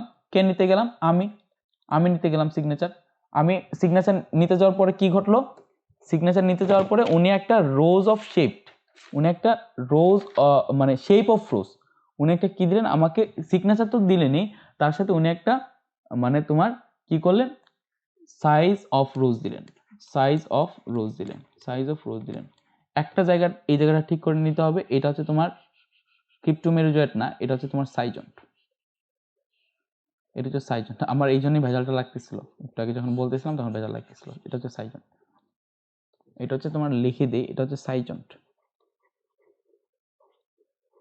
Schizont clear? তাহলে size of rose, size of rose, size of রোজের পরে যখন সে আমাকে সিগনেচারের পাশাপাশি যখন সে আমাকে তোমার একটা গোলাপ ফুল এঁকে দিল, তখন আমি আরো দোয়া করলাম যে সে যেন আরো মোর গেম, আরো বেশি বেশি যেন সে গেম জিততে পারে। তাহলে ট্রফি মানে হচ্ছে ট্রোফুজয়েড, সিগনেচার মানে হচ্ছে সিগনেট্রি, আমি মানে হচ্ছে এমিবয়েড ট্রোফুজয়েড, সাইজ মানে হচ্ছে সাইজন্ট, রোজ মানে হচ্ছে রোজেট, মোর মানে হচ্ছে মেরুজয়েড, গেম মানে হচ্ছে গেমিটোসাইট। শেষ। তাহলে ইলেকট্রোস্ট্যাটিক সাইজগুলো আমরা এভাবে মনে রাখবো, ট্রফি, সিগনেচার, আমি, size of rose, more, game. আর প্রি ইলেকট্রোস্ট্যাটিক সাইজগুলো আমরা এভাবে মনে রাখবো, more crisis in gentle cricket sport, more crisis in gentle cricket sport. এই পরীক্ষা কিন্তু ভাই সিকিউতে কিন্তু এটা আসবে, সৃজনশীলে কিন্তু এগুলো আসবে। সো স্টেপ বাই স্টেপ কিন্তু তোমাকে লিখতে হবে। সো এই নেমোনিক্সগুলো যদি মাথায় রাখো তাহলে অন্তত এই নামগুলো তো লিখে আসতে পারবা। আর কাহিনী কি, সেই কাহিনী তো তুমি চিত্র দেখলে এখন বুঝবা, কারণ আমি প্রতিটা চিত্র একেবারে ডিটেলস লাইন বাই লাইন বুঝাই দিচ্ছি। তারপরে যদি না বুঝো কিচ্ছু করার নাই। আচ্ছা, তারপর হচ্ছে যৌনজননে কি ঘটে, গেমেটুকুনে একটা স্পুরুগুনে। গেমেটুকুনে হচ্ছে ক্রপের ভিতরে, অর্থাৎ গেমিট সৃষ্টি হয়, গেমিট সৃষ্টি, তাই না? তারপর কি ঘটে, তাদের নিষেক ঘটে, নিষেক ঘটে মানে শুক্রাণু এবং ডিম্বাণুর মিলন ঘটে, সেখান থেকে জাইগোট ফর্ম হয়, জাইগোট থেকে হচ্ছে ওকেনেট ফর্ম হয়। তারপরে স্পুরুগুনি, স্পুরুগুনি কি বলতেছিলাম যে ওসিস্ট থেকে যে স্পুরুজয়েড তৈরির প্রক্রিয়া সেটাকে স্পুরুগুনি বলা হচ্ছিল। তাহলে ওসিস্ট দেন মানে মিউসিস কুশবিভাজন ঘটায়, অ্যান্ড মিউসিস কুশবিভাজনের পরে মাইটোসিস ঘটায়, দেন তারা হচ্ছে স্পুরুজয়েড তৈরি করে। তো এটা হচ্ছে মেইনলি একটা ওভারভিউ ম্যালেরিয়া চক্রের। দেন এই স্পুরুজয়েডগুলা এগেইন এখান থেকে শুরু, দেখো স্পুরুজয়েডগুলা দেন আবার এখান থেকে শুরু, এখানে আসলো স্পুরুজয়েড, দেন ক্রিপ্টোজয়েড, সাইজন, ক্রিপ্টোমেরোজয়েড, এখান থেকে এখান থেকে এখান থেকে এখান থেকে এখান থেকে এখান থেকে এখান থেকে এখান থেকে স্পুরুজয়েড, এগেইন স্পুরুজয়েড আবার। তো এটা পুরোটাই একটা জীবন চক্র, ঠিক আছে? পুরোটা কি একটা জীবন চক্র। আচ্ছা, তো এটা আগে দেখা ফেলছি কি রোগ সৃষ্টিগত হয়। শ্রেণীবিন্যাসগত অবস্থানটা দেখে নাও, এটা খুব বেশি লাগবে না, শ্রেণীবিন্যাসগত অবস্থান তারপর একটু দেখে নিতে পারো। সো ম্যালেরিয়া রোগের লক্ষণসমূহ দেখে নিতে হবে, যে তোমার প্রাথমিক পর্যায়ে মাথা ব্যথা, বমি ভাব, ক্ষুধামন্দা, তোমার পেশির ব্যথা, কোষ্ঠকাঠিন্য ইত্যাদি লক্ষণ দেখা দেয়। তারপর হচ্ছে আক্রান্ত ব্যক্তি শীত অনুভূত হয় এবং কাঁপুনি দিয়ে জ্বর আসে। এটা খুব ইম্পর্টেন্ট, যে ম্যালেরিয়ার যেই তোমার জ্বরটা আসে, সেই জ্বরটা আসে হচ্ছে তোমার কাঁপুনি দিয়ে, এবং আক্রান্ত ব্যক্তি শীত শীত অনুভব করে, এবং জ্বর যখন আসে তখন তাপমাত্রা খুব বেশি থাকে, অর্থাৎ তোমার 104 থেকে প্রায় 106 ডিগ্রির মতো তাপমাত্রা থাকে এবং কয়েক ঘন্টা পর পর এরকম ঘাম দিয়ে জ্বর আবার চলে যায়, ঠিক আছে? তো এইটা হচ্ছে ম্যালেরিয়ার জ্বরের টিপিক্যাল লক্ষণ, যে তোমার যখন জ্বর আসতেছে তখন কাঁপুনি জ্বর আসতেছে, প্লাস শীত শীত অনুভব হইতেছে, এন্ড কয়েক ঘন্টা পরে আবার জ্বর চলে গেছে, এন্ড তোমার নিজের মনে হবে যে তুমি একেবারে আবার সুস্থ হয়ে গেছো, কিন্তু 48 ঘন্টা পর এগেইন সেটা রিপিট করবে, ঠিক আছে? তাহলে ম্যালেরিয়া জ্বরের 3টা অবস্থা লক্ষ্য করা যায়। একটা হচ্ছে শীত অবস্থা, 20 মিনিট থেকে 1 ঘন্টা স্থায়ী হয়। উত্তাপ অবস্থা 2 থেকে 4 ঘন্টা স্থায়ী হয়, এন্ড দেন তোমার ঘাম অবস্থা, অর্থাৎ দেন একেবারে ঘাম হয়ে তোমার অনেক পরিমাণ ঘাম হয়ে তোমার হচ্ছে জ্বরটা চলে যায়, ঘাম অবস্থা, ঠিক আছে? তাহলে জ্বর প্রতি 2 থেকে 3 দিন পর পর আসে, 2 থেকে 3 দিন পর পর মানে 2 দিন হলে সেখানে 48 ঘন্টা, 3 দিন হলে মেবি 72 ঘন্টা, সো 48 থেকে 72 ঘন্টা পর পর সেই জ্বরটা রিপিট করে। এবং যদি চিকিৎসা না করা হয় তখন কিন্তু এটা 6 মাস বা তারও বেশি দিন ধরে চলতে পারে, ক্লিয়ার? তারপরে লোহিত রক্তকণিকাগুলো যেহেতু রোগীর তোমার মানে মানে লোহিত রক্তকণিকাগুলোকে যেহেতু ধ্বংস করে ফেলে এই ম্যালেরিয়ার পরজীবীগুলা, সো রোগীর মারাত্মক রক্তশূন্যতা দেখা দেয়, কারণ রক্তশূন্যতার ডেফিনেশনই হচ্ছে লোহিত রক্তকণিকার পরিমাণ কমে যাওয়া। লোহিত রক্তকণিকার পরিমাণ কমে গেলে সেটাকে বলা হয় কি, রক্তশূন্যতা, ক্লিয়ার? আচ্ছা, তো এটা একটা ইম্পর্টেন্ট, যে দীর্ঘদিন যদি এই রোগটা থাকে তখন হচ্ছে যকৃত প্লীহা অস্বাভাবিকভাবে স্ফীত হয়, ঠিক আছে? এই রোগের প্লীহা থেকে লাইসোলেসিথিন নামক পদার্থ নিশ্চিত হয়, যা অনেক স্বাভাবিক লোহিত রক্তকণিকা ধ্বংস করে, ঠিক আছে? সো দেখো, জীবাণু তো ধ্বংস করতে আছে, তার সাথে সাথে হচ্ছে তোমার রোগীর প্লীহা থেকে আরেকটা লাইসোলেসিথিন নামক পদার্থ নিশ্চিত হচ্ছে, যা হচ্ছে তোমার এগেইন লোহিত রক্তকণিকাকে ধ্বংস করতেছে। সো মানে লোহিত রক্তকণিকা থ্রেটে পড়তেছে। আমরা যখন ডেঙ্গু জ্বর পড়তেছিলাম, দেখো আমরা যখন ডেঙ্গু জ্বর পড়তেছিলাম তখন মনে আছে কিনা, ডেঙ্গু জ্বর অ্যাকচুয়ালি কোন কণিকাকে অ্যাটাক করে, অনুচক্রিকাকে। আর ম্যালেরিয়া কোনটাকে অ্যাটাক করে, তোমার ম্যালেরিয়া অ্যাটাক করা হচ্ছে তোমার লোহিত রক্তকণিকাকে, ক্লিয়ার? এই জিনিসটা একটু মাথায় রেখো, এটা একটা সামারাইজ শ্রেণীবিন্যাসগত অবস্থান, এটা তো দেখানো হয়েছেই। আজকে লেকচার মনে হয় এই পর্যন্তই। আচ্ছা ঠিক আছে, আজকের লেকচার এই পর্যন্তই। আশা করি সবাই লেকচারটা ভালোভাবে বুঝছো। যদি না বুঝো প্রথম দিকের প্রি এরিথ্রোসাইটিক সাইজোগনি হেপাটিক সাইজোগনিগুলা 2বার করে দেখবা তোমরা, ঠিক আছে? 2বার করে দেখবে। এন্ড চিত্রটার মধ্যে আমি কি বলছি জাস্ট চিত্রটার সাথে মিলাবা, বর্ণনা পরে চিত্রটার সাথে মিলাবা যে আমি কি বললাম কি পড়াইলাম। ক্লিয়ার? তারপরে যদি কোনো কোয়েশ্চেন থাকে অবশ্যই কোয়েশ্চেনটা সেটা তোমরা কমেন্ট বক্সে করে দিবা, আমি কমেন্ট বক্সে সেটার আনসার দেওয়ার ট্রাই করব। ওকে, থ্যাঙ্কস ফর ওয়াচিং, বাই। অনেক বড় একটা চ্যাপ্টার শেষ করলাম, আল্লাহ, অনেক বড়। ওকে।